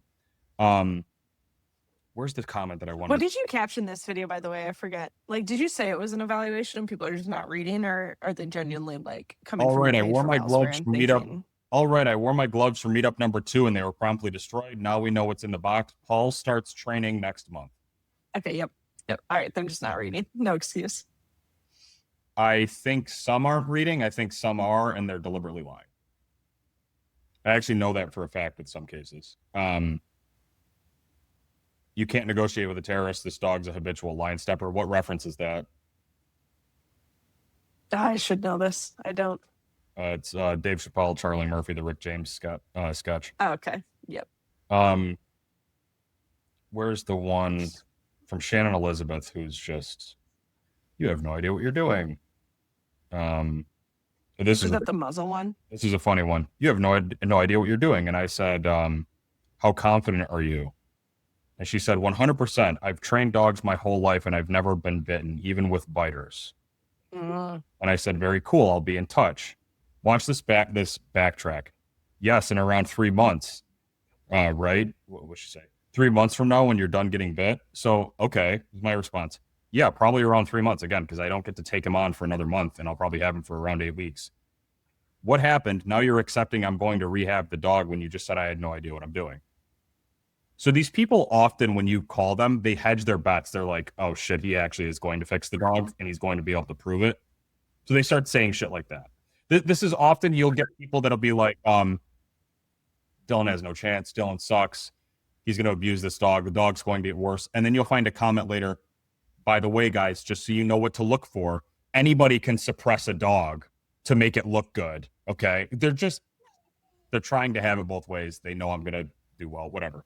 I am trying to find this comment about evaluations, and then we'll talk muzzles too.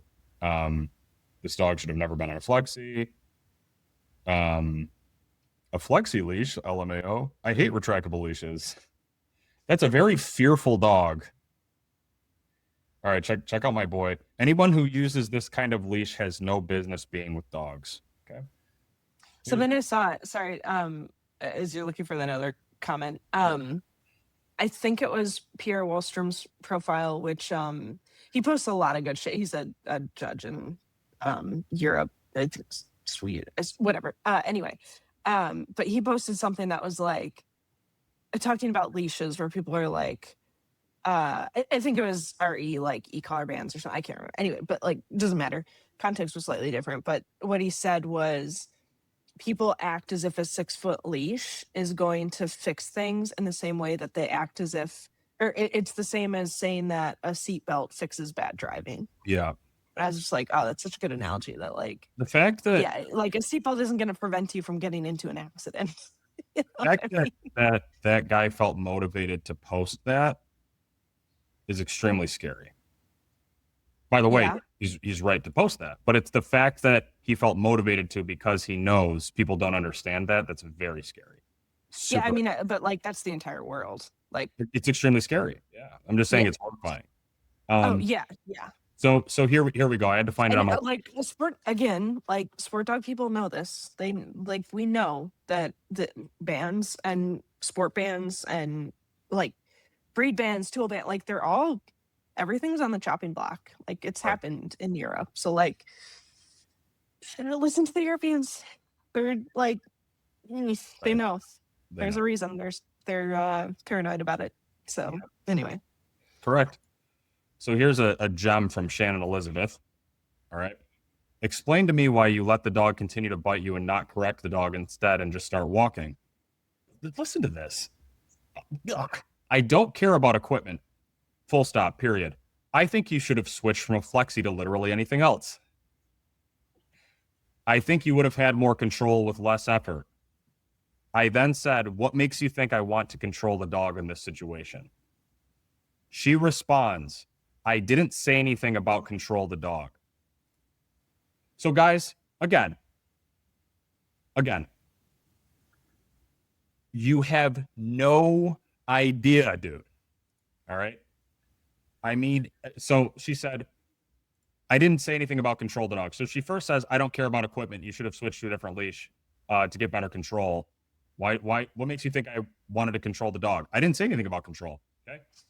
Why do we need the dog to react so severely? And I said, to know he'd react so severely. Correct. Like, okay. So what an evaluation does. She says, isn't the first bite enough? Then she says, she adds on to this, do you show your work throughout the board and train? So I said, no, it isn't enough. I want to see how far he'll go, the aftermath. If he ever gives up and just walks away or whatever, why would I ever want to end the event before I get everything that I can? I don't want to do this again. And I said, yes, I publicly document more training than any trainer on the planet. This dog will be no different. And I get no response from this person. But like, this is someone that was just like hanging around in the comments talking shit about me. Just like casually, just being wrong, getting an explanation that's clearly demonstrating how retarded she is. She will never retract. She will never change her mind. It does not matter. Literally, reality just does not fucking count. But again, guys, I'm waiting for someone to explain to me. Maybe someone in the comments will be listening to this show. What would have been achieved by me correcting this dog during an evaluation a month before we train. Can someone tell me? Like, It makes them feel good. That's it. right? That just is it. It makes them feel like they're doing something, right? Like, I need to just like manhandle this dog. Because I would even argue, like, I'll go a step further. I think it would be completely pointless at best, if not actually damaging, to do what they're advocating to do, even on like week 1 of having him. Well, maybe not, but like for sure within the first 3 days. Oh, correct. So we can actually segue a little bit into how I'm going to deal with this, if you Yeah. want, and then we'll get back to comments. This is going to fucking shock people, and maybe it won't work, and I'll have to actually just punish him outright. I'm going to reinforce my way out of this again. Yep. So what's going to happen is, which is exactly the opposite of what people expect. Correct. They have no fucking idea. Negative reinforcement, of course, because I'm a good dog trainer. But what's going to happen is, with him, we're going to have the advantage of being able to begin training probably right away because he doesn't have any stranger danger, weirdo safety phobias. No. The dog walks into a building and is like, yeah, I built this. I own this. Yeah. So that's actually amazing because it means we're probably going to be able to start doing shit like right away.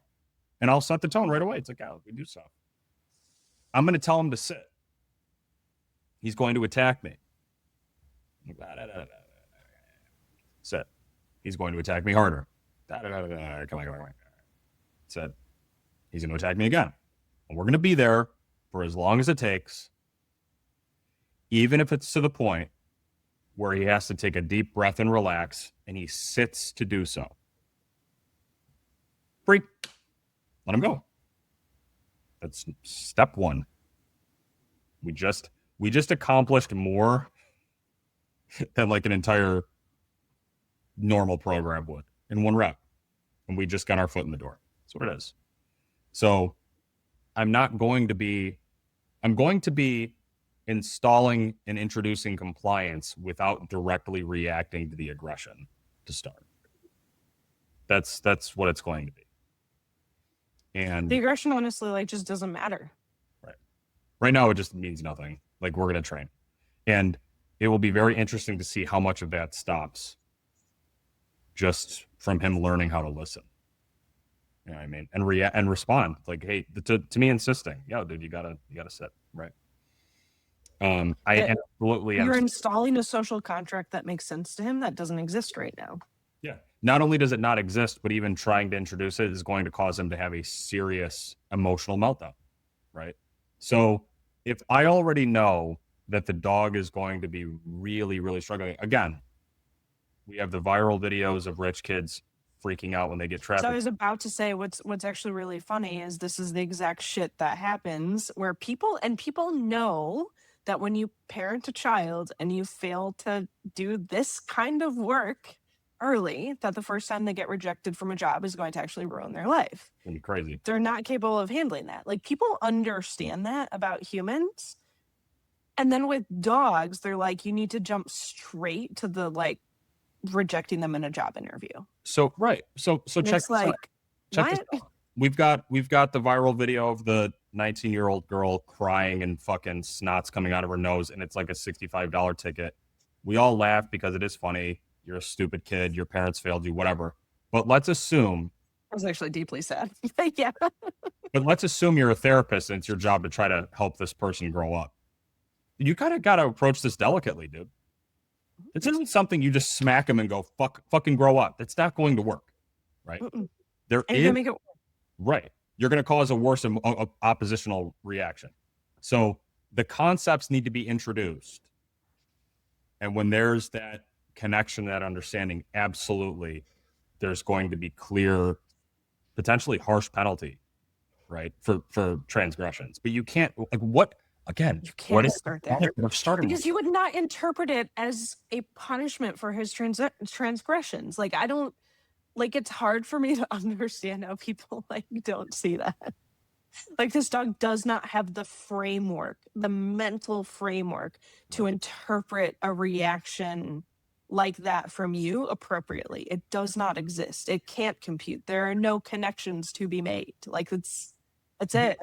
The only time, like, this is, pretty much, I shouldn't say only, but likely the only event with this dog that would cause me to actually directly punish the aggression would be that if it's so fucking persistent that he literally is not thinking of another way to interact with me.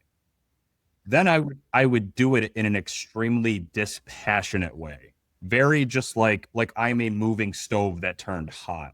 Not like a like it would be like an electric collar, you know.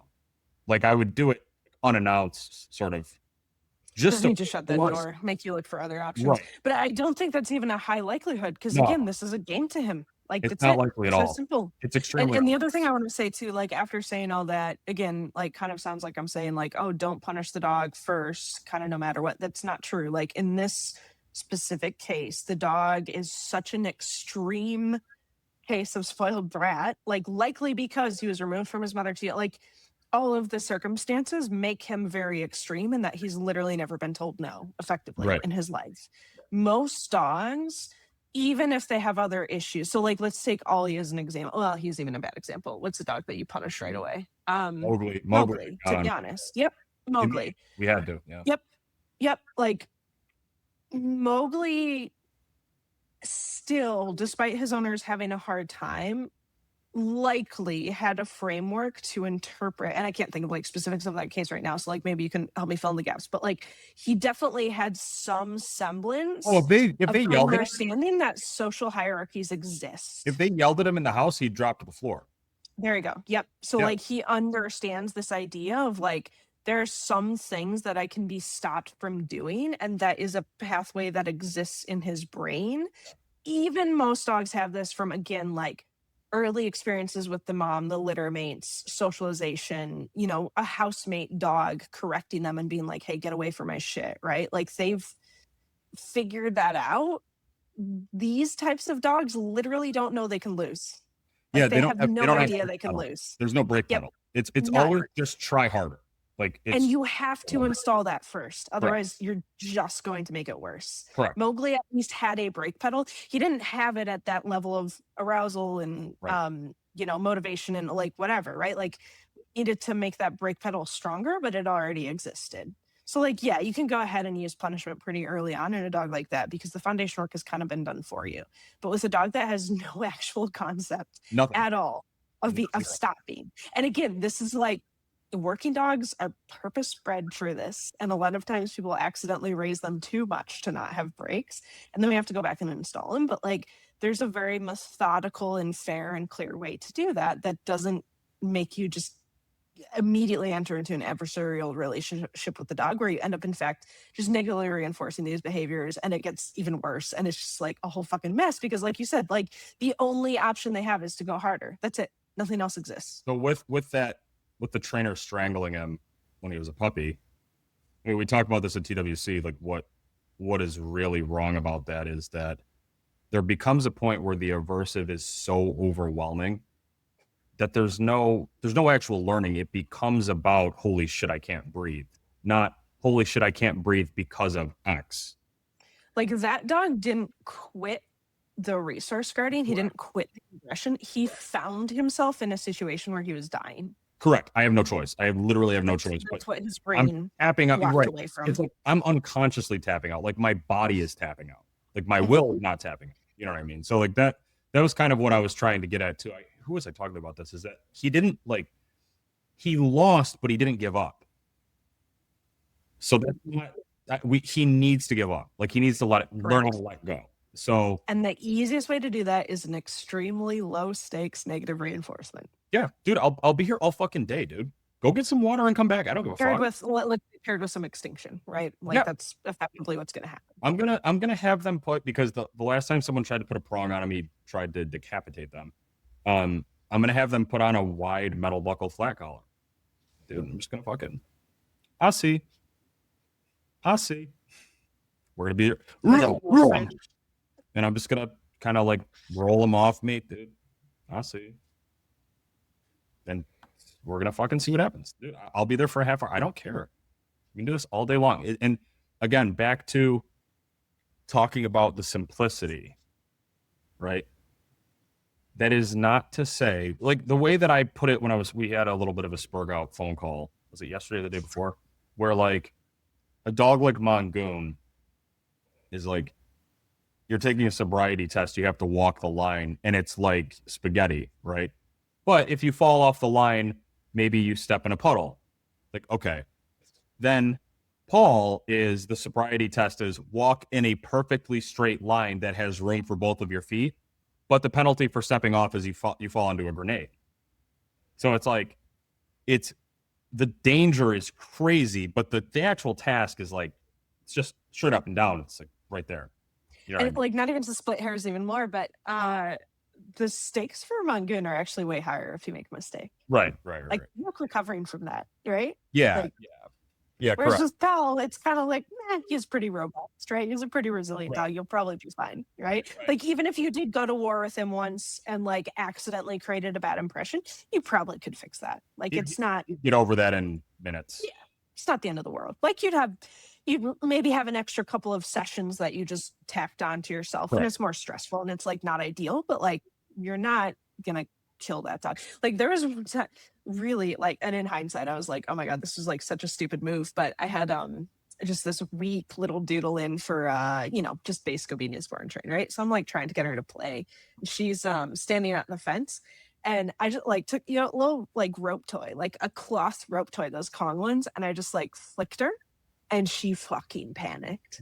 And like for the next 2 weeks, could not get that dog to like fully trust me, right? Yeah. Like deep horrible mistake was something that was completely innocuous. Right. Like that's the type of shit that looks like that dog didn't have any problems, was not here for a B mod, was just here because she fucking didn't come when called or whatever. It's just like it was fine, we got done what we needed to get done, but like that was bad. Like that was really right.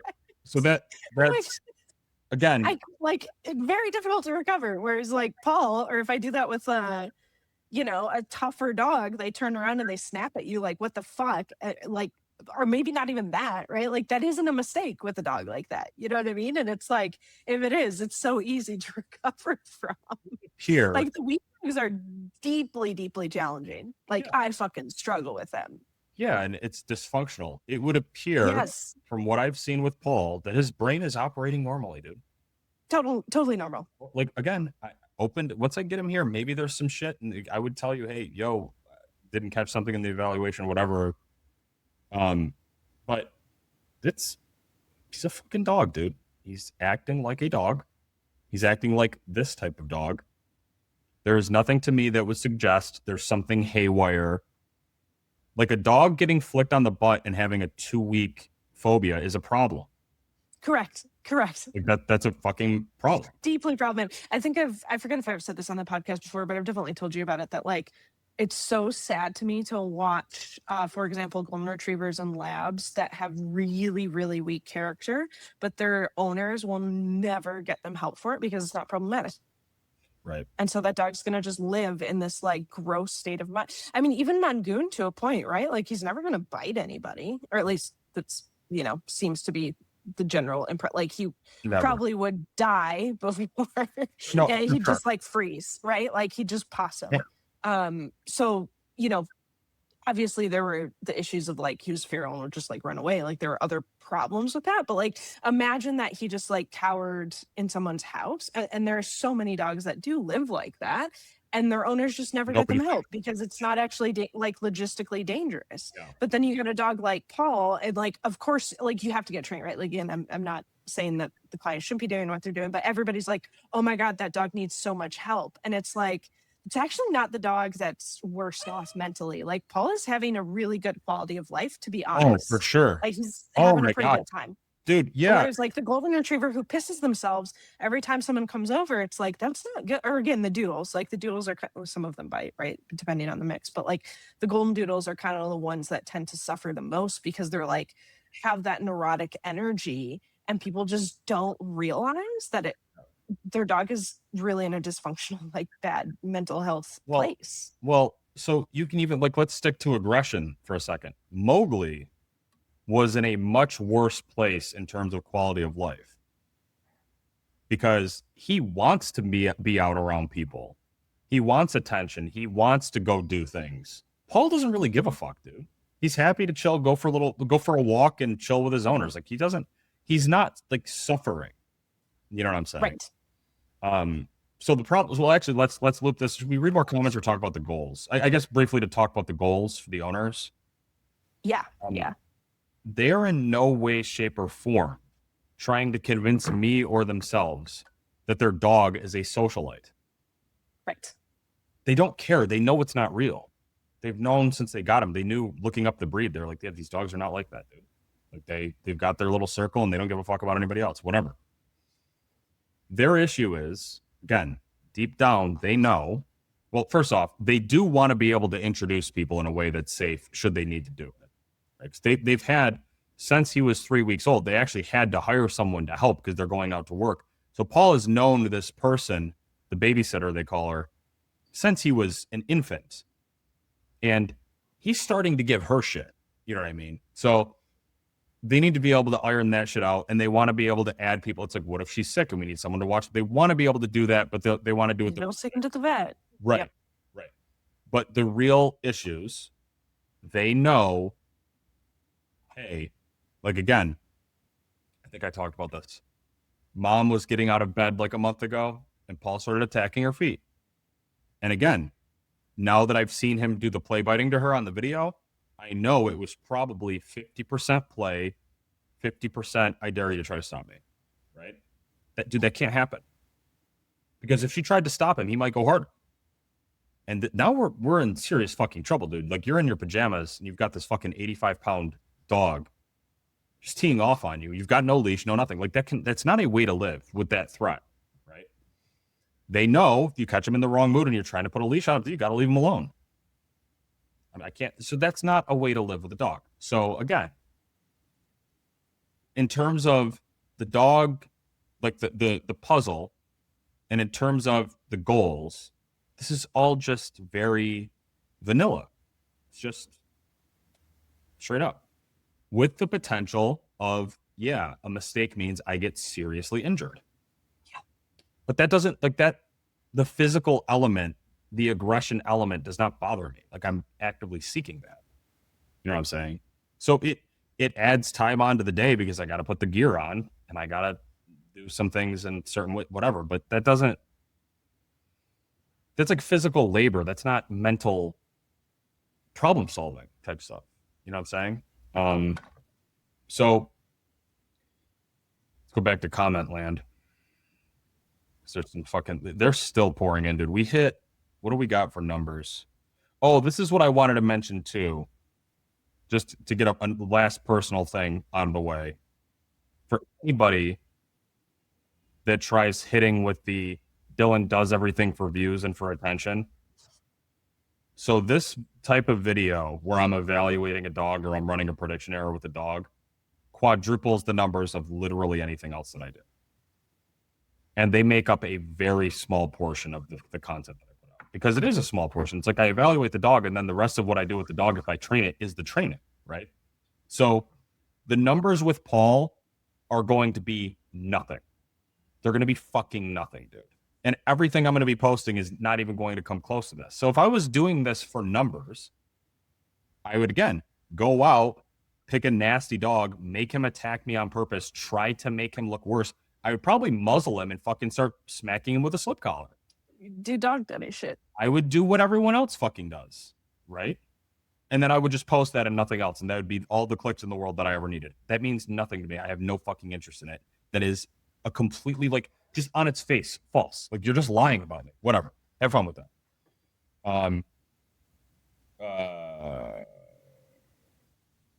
So, okay. Hang on, scrolling. Like, the numbers are actually kind of 600 likes, which in the dog world is fucking ridiculous. It's just an evaluation clip. Like, what the fuck? Yeah. Yeah.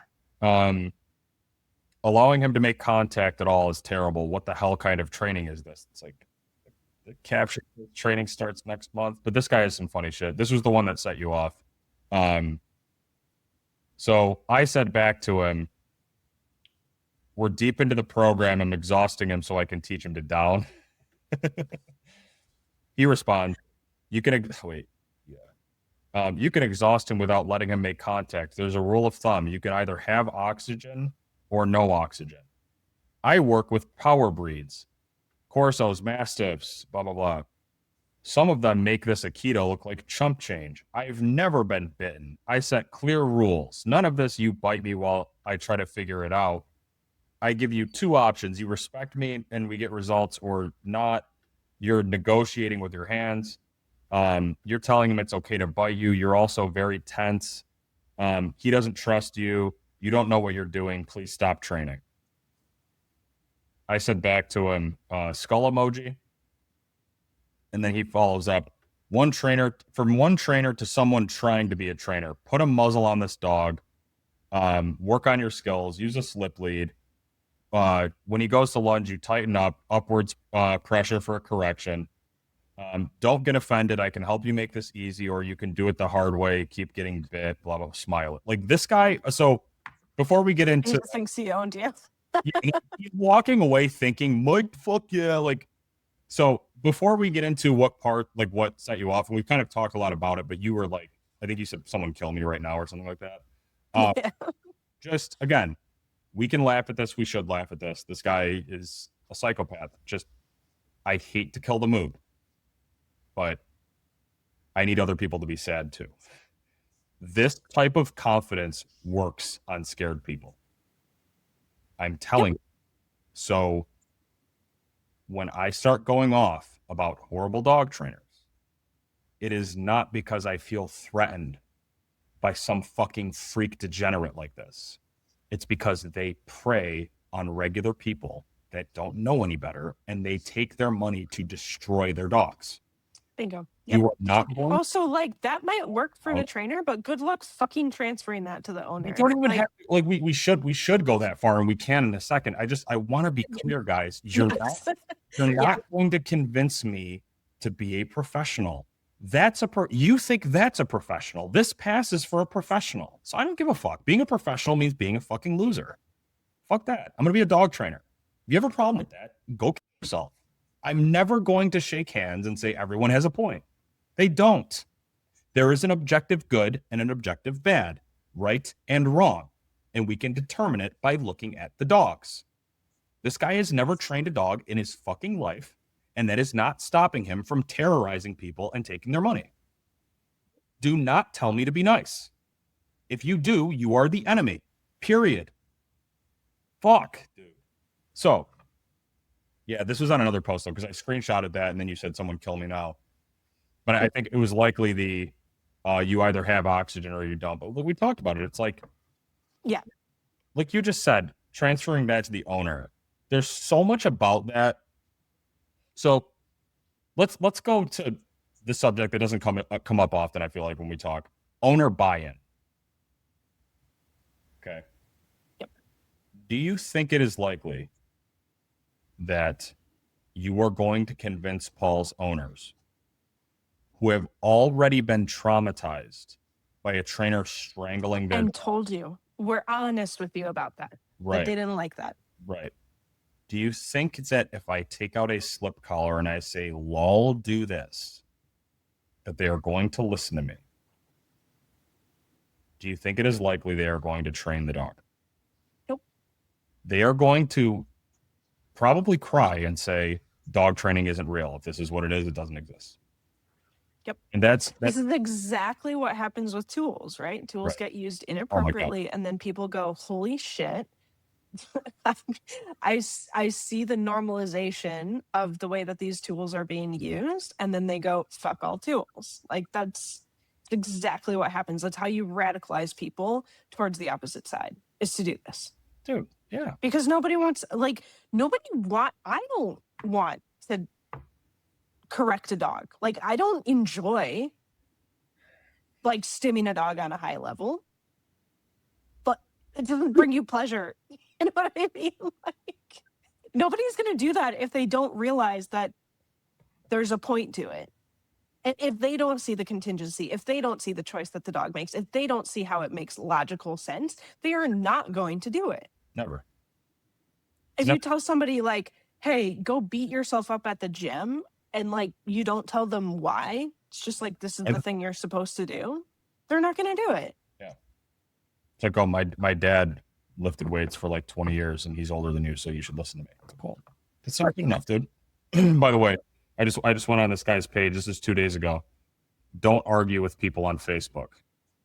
So this is before he made that post, and then the next day posted on my thing about how I should be strangling Paul. Yep. Just what in the world? A flexi and flat collar, and this is the second meetup, and I said no. This is 4 weeks into training. That one didn't pan out. I was hoping to get a response from that.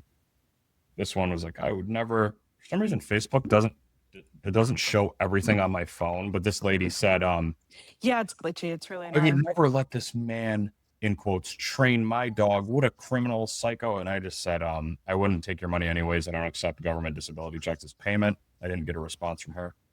Hang on. All right, this guy.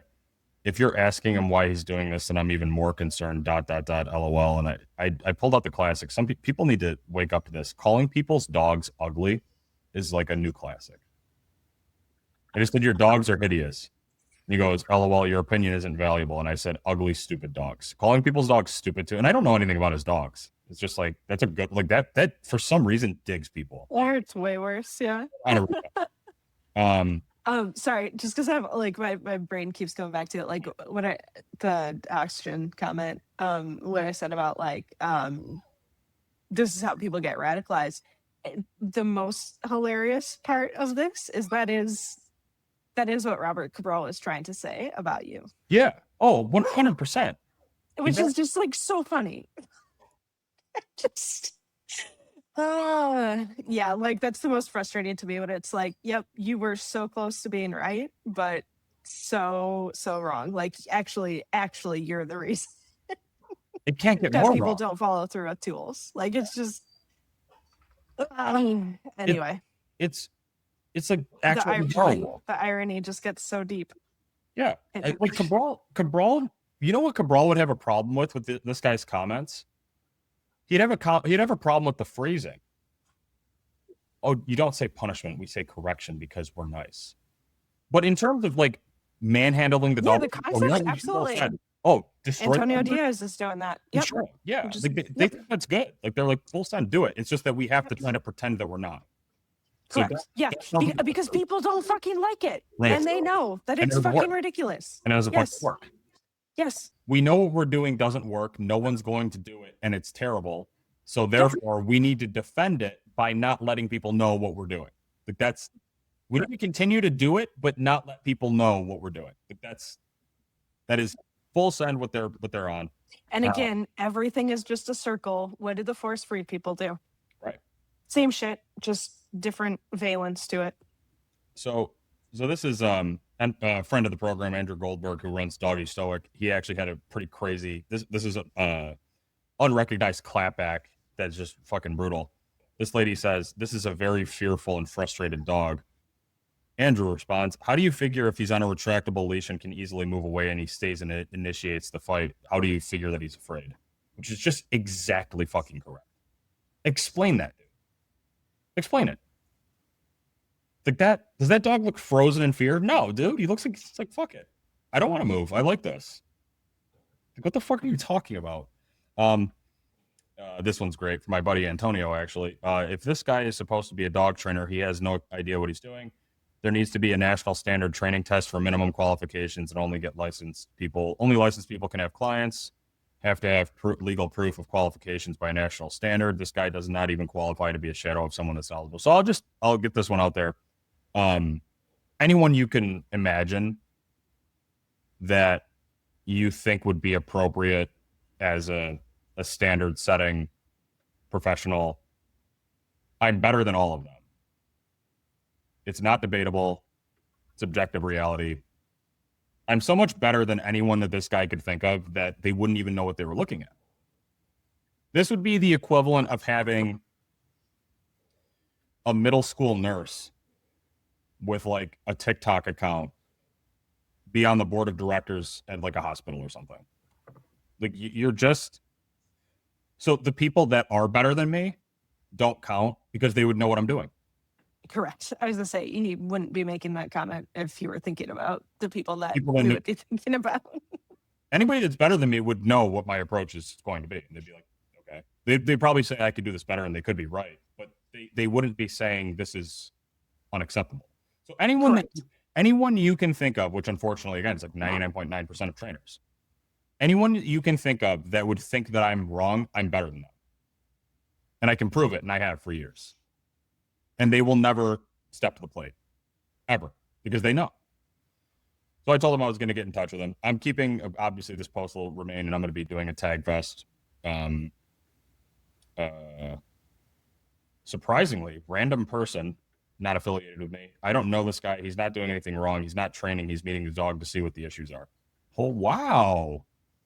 Whoa. It's actually an impressive level of common There sense are- behavior. You let the dog bite you and use a buckle collar, horrible training. I said, and like the thing of like letting the dog bite you, right? oh Like my God.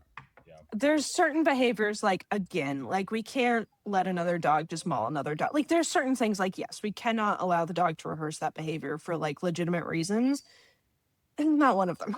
Not even close. This is the point. This is not changing the trajectory of this dog's life in any way, shape, or form for you to allow this behavior.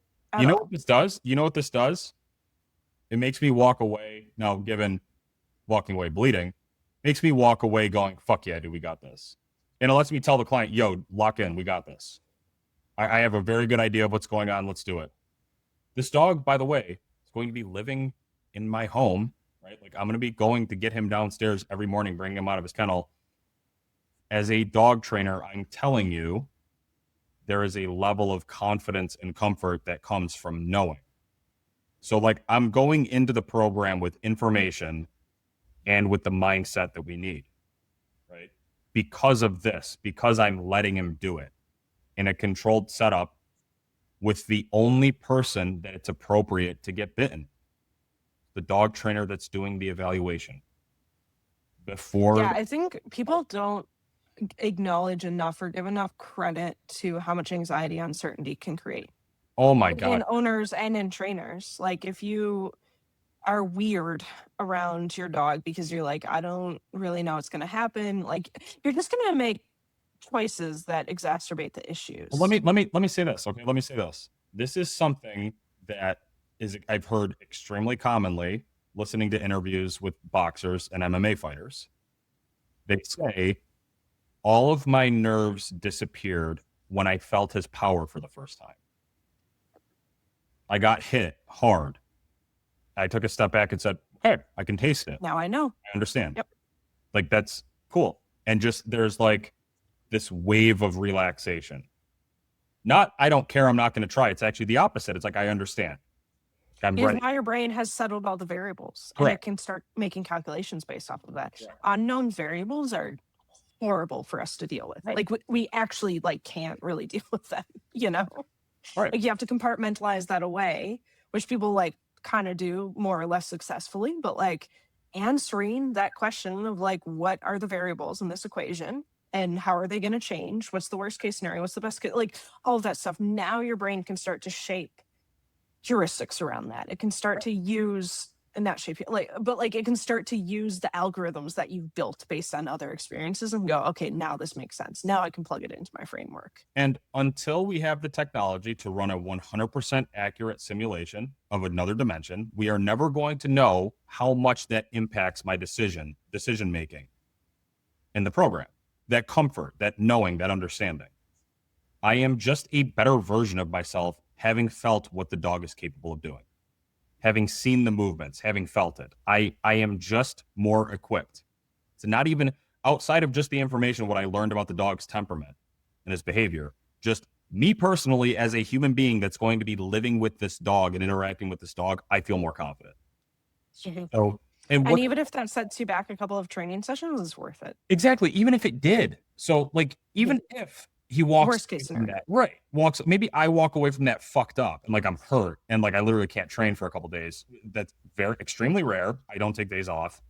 Or say the dog walks away being like really bothered by I can't even fucking think of it. It's like Or like maybe he's just like, oh yeah, it's gonna be harder for this dude to like get me to cooperate because fuck him. He's like, well, like whatever. Like that's probably, if anything's gonna happen, that it, like with this particular dog, it would be like, oh, it's gonna make it take one more minute to get the right. first rep of his sit And because he's like, man, maybe this dude's a pushover. Like that's the worst case scenario. maybe, right? And that's saying like that he's going to keep. And again, I don't know the Correct. Yeah, that's maybe they do. that's Maybe they giving him a hold lot of grudges credit. and they remember, right? So maybe like a month later, maybe that does have again 60 seconds where I'm going to have to work the sit longer. Like so. Oh, and I don't even think we need to address the whole you're reinforcing the behavior, dude. Like I'm just going to give everyone a freebie right now. All right, if you've ever said that, I'm giving you right now blank slate. Okay, just the next time you type that or you go to say that, I want you to know if you say it unironically, you're a stupid bastard. Like you're dumb as fuck. If you think a dog that has been doing a behavior his entire life is It's going a to be drop in the bucket. irreparably damaged by like 1 to 2 or 3 more times doing it in a controlled setting so that the trainer can see it firsthand, you're stupid as fuck. You are like truly you're fucking retarded. Like I cannot help you if you think that, right? And the reason why I'm giving the blank slate, that's been a very popular cope from people that are like industry veterans. I've trained dogs for 30 years and maybe they're not necessarily bad people. I'm trying to help you right now. Okay. Trying to help you. Just before you ever say that again, I'm going to forget. But if you say it again, you're officially retarded as fuck. Period. But I think again, what's very challenging about that is like, yes, there are very specific situations where that's true, but they're rare. They're very rare in pet dog training. One reinforcement event, right? Like what would it have to be? Like what? And yeah. It basically like it has to be something like letting the dog actually complete the chase sequence on like a livestock, right? Like if you're trying to like that's what I'm thinking of, right? Like that, like it's that hyper specific of like allowing the dog to complete the prey sequence and eat it, right? Because like this is how counter surfing happens, right? Is like you can punish after the counter surfing, but it's less effective because the dog has already been reinforced. Like that, like yeah, there's like situations where that can happen, but that's under a very straightforward like that's a behavior that hasn't been repped 100 times. Like that's the opposite like the bad side of like letting the dog answer the question, right? There are some like very specific circumstances where it's like they answered the question and got the answer that we didn't want them to have. Yeah. Right? Like that can happen. Yeah, you But shouldn't like allow that's so rare. you shouldn't allow your pit bull to get into a fight and enjoy it. That's yeah, and that's why I made that example in the beginning of like, yeah, like don't let him go attack another dog. Like we're not going to do that, right? But like this is not that situation, and people just throw that out. Again, it's one of those things where like, yeah, it's true. Like you're not wrong that like allowing a dog to get reinforcement from a bad behavior, like that's on principle, like you're correct. But to throw that out there and forget, like throw the baby out with the bathwater on that, and even what we just talked about with like what is the pro and con of that, even if you are putting slight reinforcement over there, that's probably worth it, right? Because it's not an unsolvable problem. And just throw that all out because you're just wrote this blanket statement that you've heard is not how you get better. Like that's keeping you really, really stuck. Yo, doc, I'm gonna help you out one more time, people. A life-saving surgery starts with cutting the person open. Okay. Yep. Think about it. Okay. Think about it. Whoa, this person's already dying and you're gonna cut them? Like that's how fucking stupid you sound to me. Like I'm just telling you, that's how stupid you sound. That goes obviously also for the use of aversives. Oh my god, this chick. Please seek further education. Please seek further education in dog behavior. This is not how you handle an aggressive dog. And then in parentheses, reactivity and aggression specialist here. That is insane. I said back. I said back. Can you specialize in self-harm, please? What's so funny about that comment too is it's literally like the two things that she thinks are the way that you should handle an aggressive dog is either to choke it out and suppress it immediately without looking at anything else, or to not get there, to like not allow it to bite and just say, oh, we're just going to keep redirecting and doing threshold training like that. That's really two other options. It's like so funny because like I have no idea who that commenter is. I can tell you just based off of that comment, like those are the two solutions, and neither of those are going to work. You know, like again, everything's a circle. That could either be your most insane force-free advocate or your most insane suppression-based like balance trainer. You know what I mean? Like, I can tell you from context clues that it's a force free advocate, or at least okay, like yeah, a radical like Lima freak who's in it like yeah, effectively force free advocate. yeah, yeah. So then I missed a comment on here. Dude, your comments are just embarrassing. Admit you're a bad dog trainer and take steps. Get better without abusing animals. Maybe that means you have That to learn. abuse. Maybe that means you have to learn from a girl though. So do you think I said something back that was what I'm not going to tell you what I said back, but if you want to, you can guess Oh, I'm sure you said something misogynistic. a handful of things that I could have responded with. I had to look at the profile picture and see what was going on. But like again, I just last time people will read that and think that was like a well-intentioned, good faith, constructive comment. Like I'm gonna save this dog's life, right? I've already bled for this dog. I love this dog. I'll do anything for him. And you're gonna comment that to me when this dog you wouldn't be in the same football stadium as him in a million years. And you're gonna say that to me. So should I dignify this behavior with, well, actually, I think everyone has tools in their toolbox now. I'm gonna look at your profile picture. What does your boyfriend look like? Okay. Uh-oh. He's missing chromosome. Like, that's just, what are you gonna do? You'll never hear me say, by the way, that I'm a specialist. Like, I just don't. Have you ever heard me say that? Well, I mean, you know, you are a thyroid specialist, so there's that. Oh, that's true, actually. Yeah. Well, I kind of did want to touch on the medical stuff because I want to clarify where I'm coming from on that. Because I did have someone DM me that I respect that disagreed with me on this, and he did not change my mind at all. But I totally recognize you're a real person and you disagree, and it's totally fine. But he said something like, yeah, like I've had no less than 7 or 8 dogs come in that I sent home and said, dude, go get them checked out, and there was something medical going on. And that I have no reason to believe this guy's lying at all. But like I told him, I was like, hey man, like listen, I hear you. I've almost exclusively been taking like edge case fucked up dogs for years now. I've literally not a single time had any of it be medically related. And so likely what's happening is that there's some percentage that is medically like making it worse, but that doesn't mean that you can't do anything else. Right. I mean, like I guarantee you the dog I just got in yesterday, I'm watching him walk and I'm like, he's a little bit on the older side. He's probably got some bad hips or knees, depending on his gait, and probably has some arthritis developing.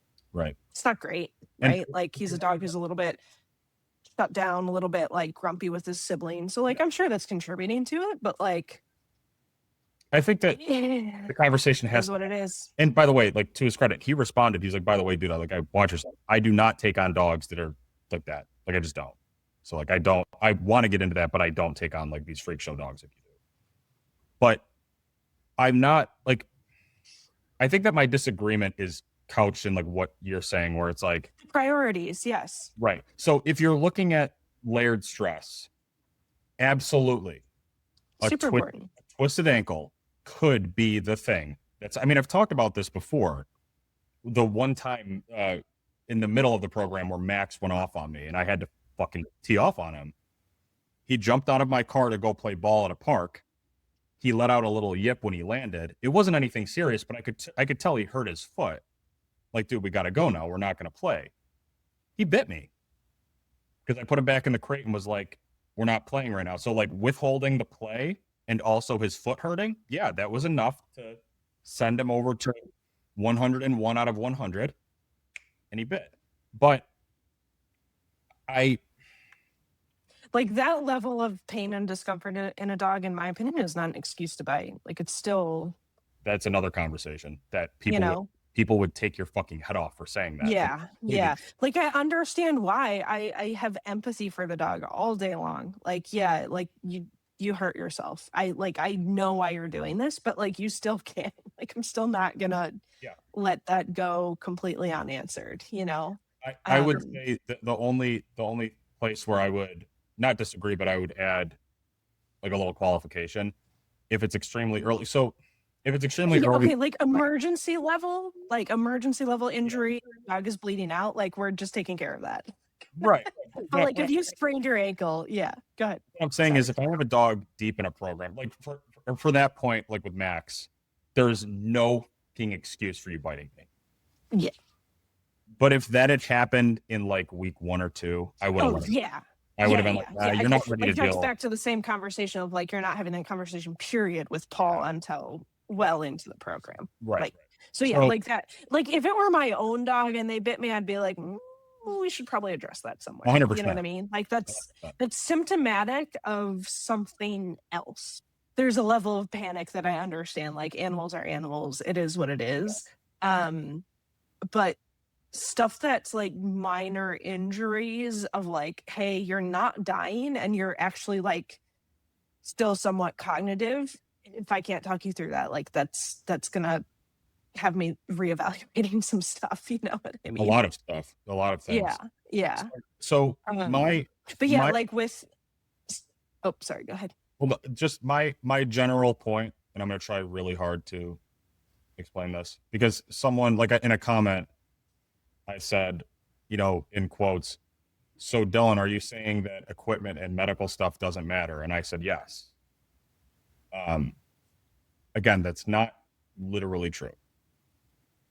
But when you look at it in the context of the absolute fixation of the dog training industry, as it is commonly spoken of, accepted, and followed, medical stuff and equipment does not fucking matter because nobody knows how to train dogs.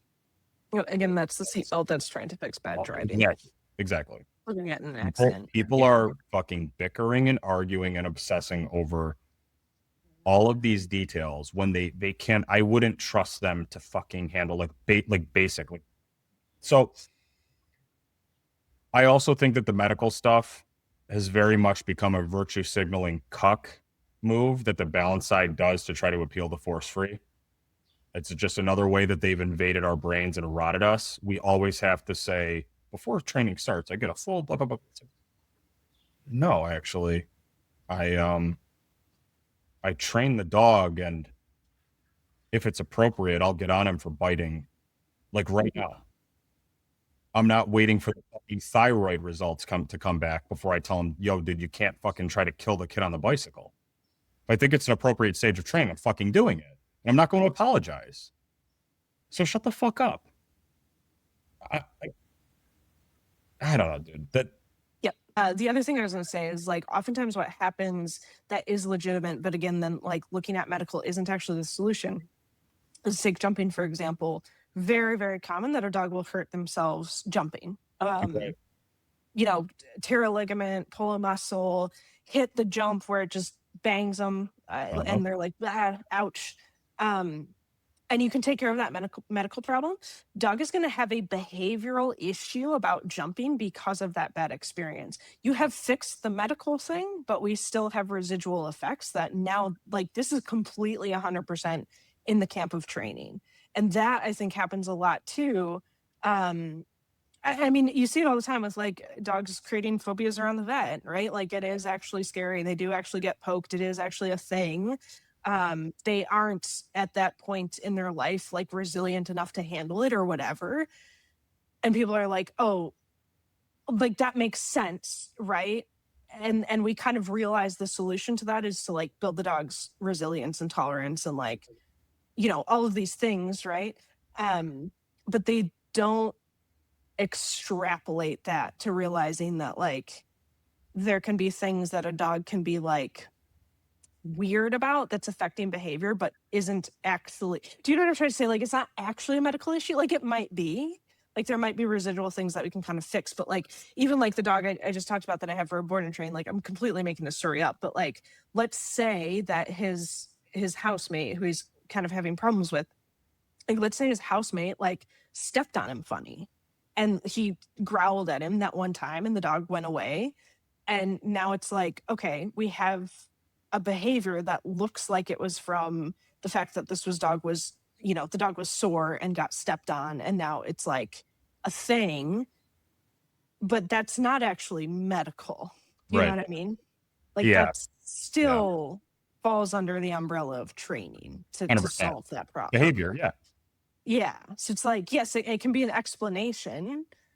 And there's definitely like, okay, let's improve the dog's quality of life as much as we can, but it doesn't. Yeah, it's like it's an explanation, not an excuse 99.9% of the time. And like, yeah, there's those rare cases where the dog literally has a fucking tumor. Like, or that has happens. like So, a like, fucking it's like a pretty clear thorn. that stuff is unpredictable at that point, like genuinely unpredictable. Like, what's that story of that dude that like ended up having a brain tumor and like went and shot like 14 people or something, right? Like, okay, that happens. Like, he was previously a loving father by all accounts, and like snapped.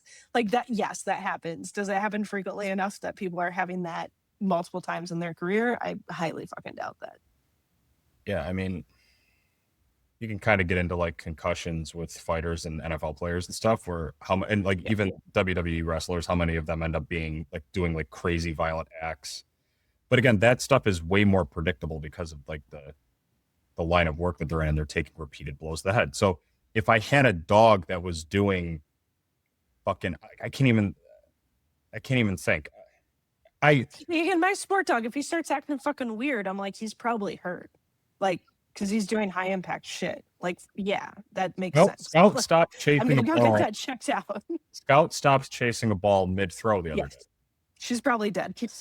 She's fucking tapped and her leg probably hurts because she plays like a fucking psycho, right? Yep. That's okay. And actually, I was gonna say, even with Scout, I thought you were gonna say she like blew her CCL or something. Right.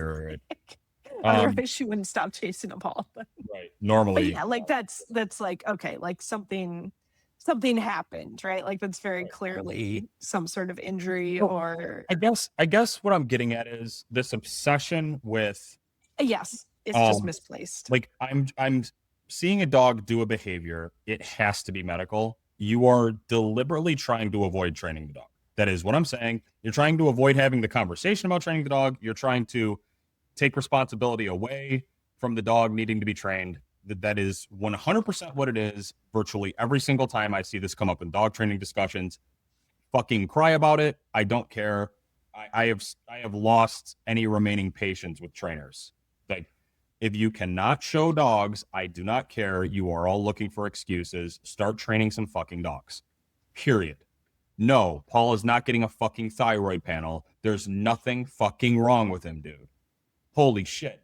I've got the client messaging me, why do people think something's medically wrong with Paul? He's totally healthy. And I said, relax, it's fine. These are fucking idiots. But there are people that would like bet their fucking houses on he has some sort of chronic fucking pain issue. Dude, fuck. It's just so ridiculous. There was a comment that I wanted to do that was really good. Okay. That I may have to summarize because I can't fucking find it. This chick, what was her name, dude? I should have screenied it. I should have fucking screenied it. Hang on, I'm gonna look a little bit more. I don't know how to entertain the people while you look. Dylan,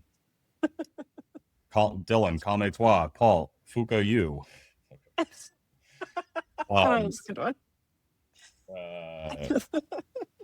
Calme-toi, not happening, dude. Facts, dude. Your poor little thingies. Yep. You should wear chainmail. Are you sure that he won't try to bite another part of you? No, I'm not sure, and I should have been wearing the bite suit. You are correct about that. He is fucking serious. Yes, a lot of anxiety there. No. Unless you're thinking like fight anxiety, like general like intensity, but no, that not in like the traditional sense. Finally, the flexi flat collar combo with an okay emoji. Someone not being ironic. Let's go based. Do you think a back tie and bite suit would have been safer? Yes. And allowed for an evaluation with a little less conflict. What's the point of having less conflict in the evaluation? You brought the full conflict. So you're right about it being safer, but there's no point in trying to reduce the conflict. I want to see, what are you going to give me? You know what I'm saying? I'm giving you the full stage. Like, you're going to cause a world war. Do it. I'm not trying to mitigate anything other than if it's a safety risk to you. If it's a safety risk to me, I do not care. But if it's to you, or you know what I'm getting at. Yeah. I think he likes you in a way. Dude, this guy, you're admitting you're instigating and agitating this dog on purpose for the purpose of display. I said some really nice things to him. I am. Give me another minute. I'm going to read some more so people aren't bored. There's no dead air on this show. This one dude tried posting evidence of his methods with his personal dog going into a down while he was panting. So he was like, "This is how you decompress a high arousal dog." Like, dude, where are They these? probably took you seriously when you were saying that. You're trying to get him to death. It don't matter what Set language. off of that kind.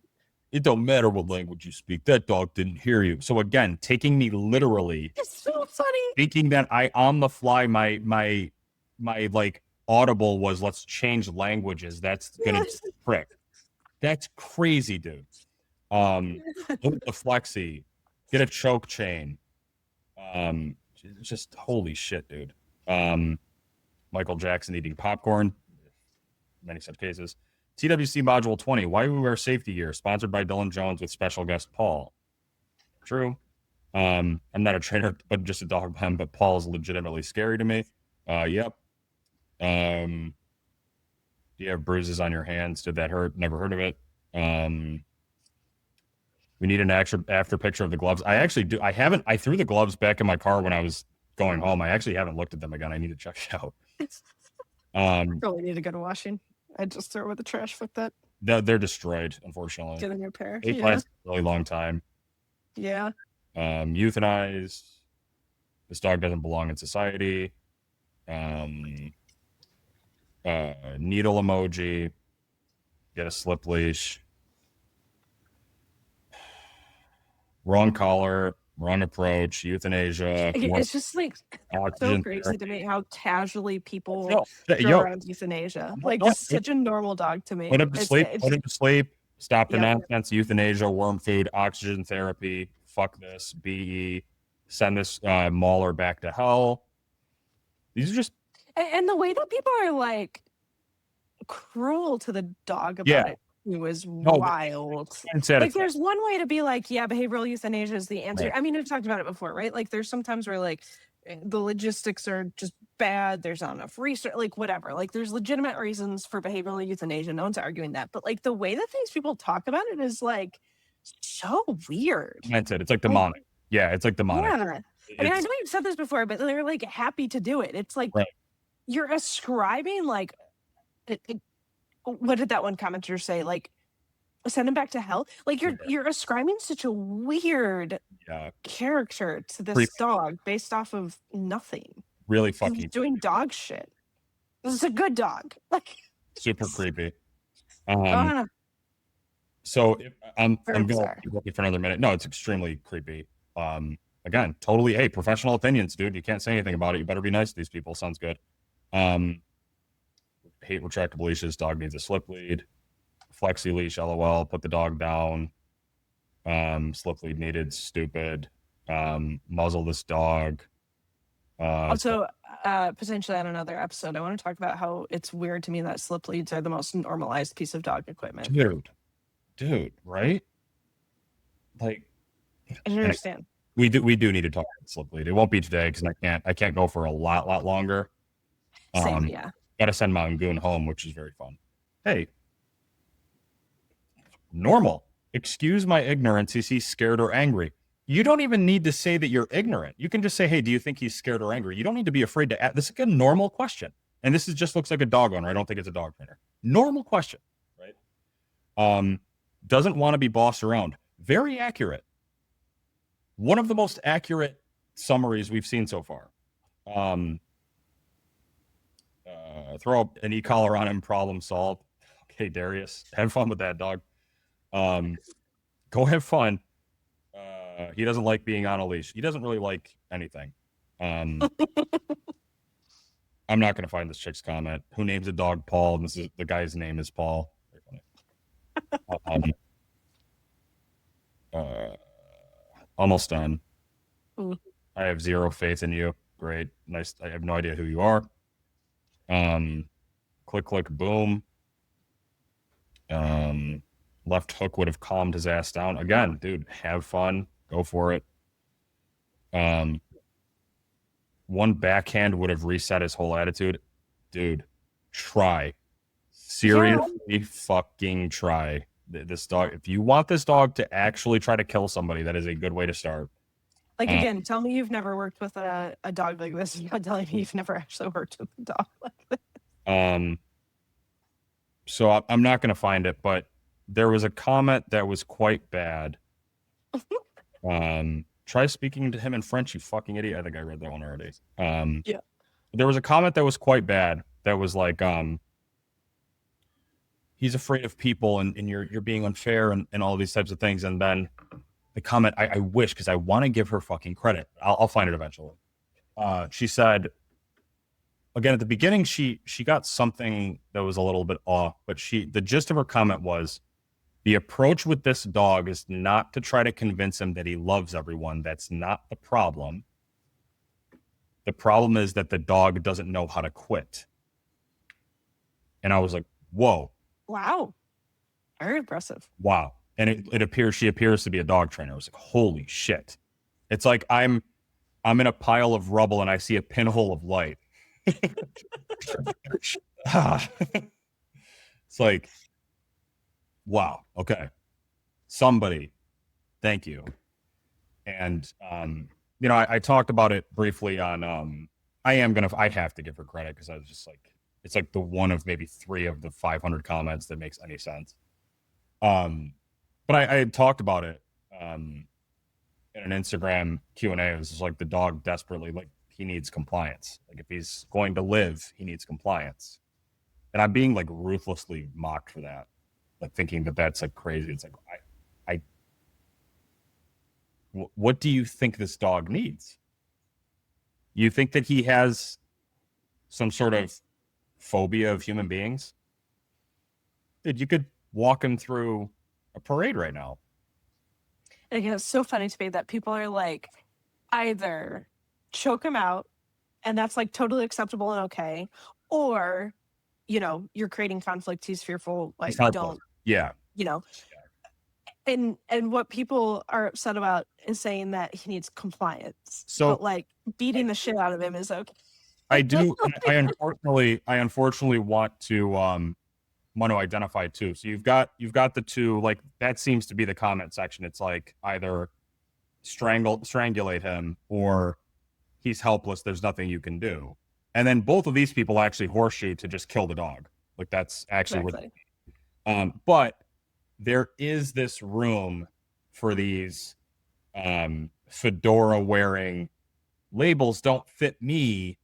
I'm actually in the middle, guys, who end up just being force free. Because they will do a full-on permissive rewards-based bargaining program, but they will have a mini educator set to a level 4 out of 100, and they'll cue the dog to go to his food dish, and they'll say, I'm balanced. And I set boundaries. It's like, no, you're actually just a force-free advocate with more steps. So it isn't actually a middle ground issue. It's we're not even playing the same game. We're not even looking at the same fucking thing. Like, you guys are sitting over there fucking drooling and eating dead flies, and we're over here trying to train dogs. So it's not a middle ground. It's because ultimately, again, the full-blown he's a victim, full permissiveness, and the strangle him, neither one of those achieve compliance in any sense, like in any actual useful logical sense. So that the dog needs compliance. That's why we're saying, hey, this actually isn't like a crazy mystery. It will be challenging in that the work needs to be done and there is a threat there. And yeah, transferring it to the. And you couldn't have a client do this. Like, this is definitely like requires someone who knows what they're doing for sure. So we when we say this is easy, I said this on Instagram too. That is not me saying I would just ship this dog off to any random trainer. Correct. Not a million fucking years. I'm saying it's easy if you understand fundamentals. And like what you said earlier, you've spent time with dogs like this and you can identify what's going on. If you miss the mark, you're dead. And the dog's dead. This dog will fucking shred people, dude. Like he will, like, you can't fuck up. It's just that we feel very confident what needs to be done. Open, as always, open to being wrong. Maybe the dog comes in and it's like, whoa, he actually is crazy, unhinged, and it's got all this weird shit going on. We strongly feel like we understand, again, because of the thorough evaluation. I'm not having to just the client. It's so highly unlikely, just probabilistically, that a dog is actually doing behaviors for no reason. Like that there's actually a tumor or something crazy. Like behaviors are based, like they logically make sense. Animals don't do shit just to do shit. So it's like, okay, once you can see the pattern, once you can see the principles, the motivation behind it, yada yada, like it makes sense. And it makes sense how we can just go, all right, I'm gonna subvert this, go the other way, steer the ship a different direction, and now we're good. Like that's what we mean when we say it's simple. So in the simplicity too, I want to make sure too that it doesn't sound like we are coming out against harsh aversives. Correct. I do want to be extremely well. That's why I did that whole spiel on like it was appropriate to punish Mowgli very heavily right away. Right, but even with Mowgli there, I still was super fucking light. Like, I mean, sure, but like with Paul, and with any of these dogs. I mean, any dog that has dangerous issues that just have to be extinguished. It's very on the. Win is probably a better example. Win was probably a better example. Right. We're like late in the program. You're like, you're gonna die. Dude, I torqued. Yeah. I fucking baptized her, dude. Like I had the e-collar set to 100 and I had my finger down on it. It was like she screeched, dude, and she was like, I mean, she's never put her mouth on a human being ever again. It's been over a year. Hasn't even thought of it doing it. So with Paul, it is very well within the bounds of reality that when we're upping the ante, because you need to take the momentum, you need to go. It's a big deal with how we train. We're getting compliance. Maybe I'm not wearing the gear as much. I'm also going to very confidently make the prediction I'm going to pull the gear too soon and pay for it at some point. I'm positive, by the way, I'm going to get injured once. Like it'll probably be a pretty bad injury. I'm going into it with that knowledge. It is what it is. There's going to be a time where there's going to be something we have to do. Putting a collar on him, fucking clipping his nails, fucking something like that, right? Where when the time is right and he goes to snap at me, it is not going to be good. I am not going to give him an alternate behavior. It is going to be time for, hey, dude, it's time to grow up. This is just not going to happen anymore. And it is well within the bounds of reason to expect he is not going to take it well. He's going to take it much better than he would right now if I tried fucking doing something with him. Right? But a back tie double line, he could very well be in the middle of it fucking thrashing like someone's burning him alive. Like it could be a huge presentation. It could be a big fucking deal. And it is possible the e-collar is not going to be set to a nice, we're cruising at a 35. No, if it's necessary, we will go like hard, like really fucking hard. So I don't want to give the impression that you should never consider going hard. Correct. Because I think that it's extremely damaging when people sort of just give one picture and virtue signal about how light-handed they are. I think that's yes. And I don't ever want to feel like I'm doing that. Yep. And like, so, and it might be that I think e-collars like usually the better way to go, right? But like, it might be that choking a dog out is the appropriate aversive to use at a certain stage of the program. So I'm not saying I'm like completely against the thing of like, the aversive nature of like making a dog. Can I jump in? Yeah.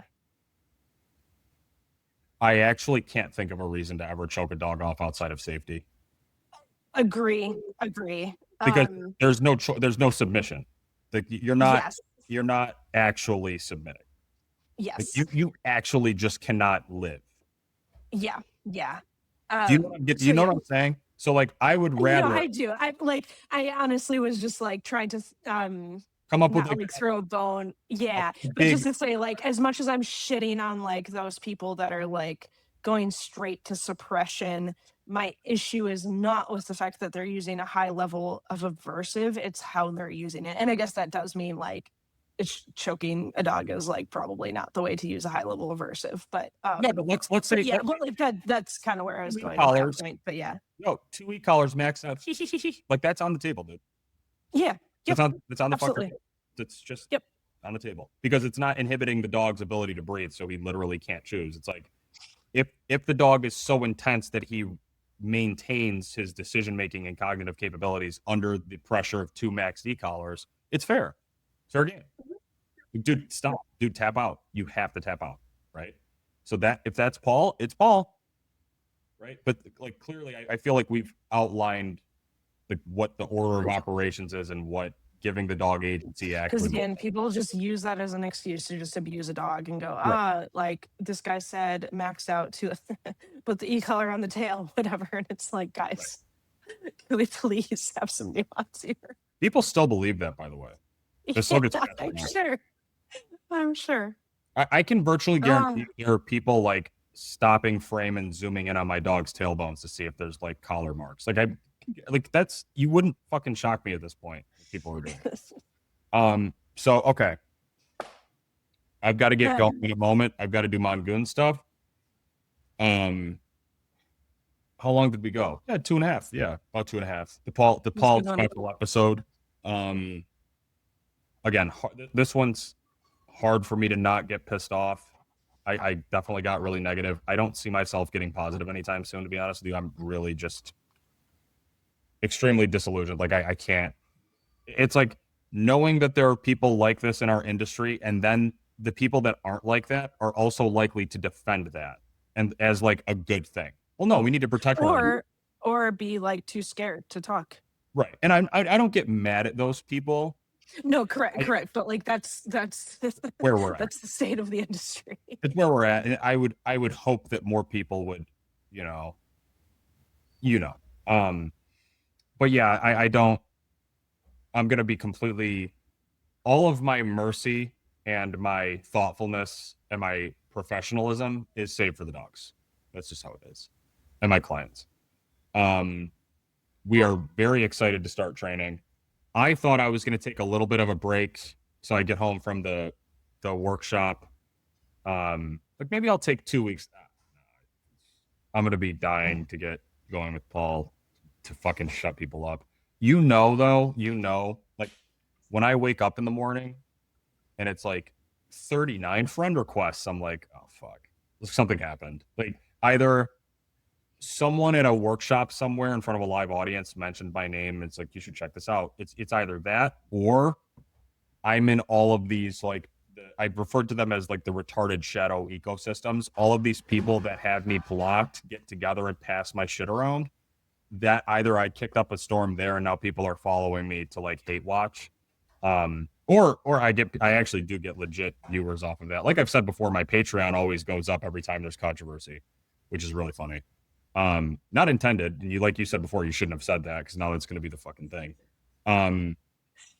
I don't understand why this is such a, like, again, the visual of big angry dog attacking man. Yeah, like I get that. But the thought that anything that's going on is so extremely controversial that people are, again, guys, I'm not going to tell you to stop sending me stuff, but you don't have to send me screenshots. Okay. This account, the truth about aversive training. Dylan Jones is a sick fucking psychopath. Look what he's doing to this dog. It's like they're acting like I'm the one biting the dog. Bitch, he's biting me. What are you talking about? So it's crazy, but like I've said, the prediction is that everyone that has any ethics is going to be training like this and evaluating dogs like this in the next, I think, like 10 years. Once you see it, you can't unsee it. You can't go back. You actually cannot. Because I think there's a lot of trainers that are stuck, as much as I'm like shitting on the trainers that are like the oxygen versus no oxygen comment and how stupid that is. There's a lot of I mean, this is me. There's plenty of trainers that are stuck in that because they genuinely see no They other don't way. know. Yeah. And they don't want to be doing it. Like, it feels really Yeah. fucking bad. Like, And you really know, in the back of your mind, it doesn't actually work the way that it's said that it should work. And I hope that, you know, that's a large facet of trainers that will start to realize that they can, yeah, set boundaries, because it also feels bad to just like let yourself get walked over or walked all over by a dog. But I hope that people start to realize they can set boundaries without having to actually, I yeah, have just to like kill a dog. I don't want to say I'm pushing back. I have to be negative a little bit. I was in that place where I knew what I was doing was wrong, very aware of it. And everyone around me is training like that. All of my quote unquote mentors are training like that. I have nowhere to go.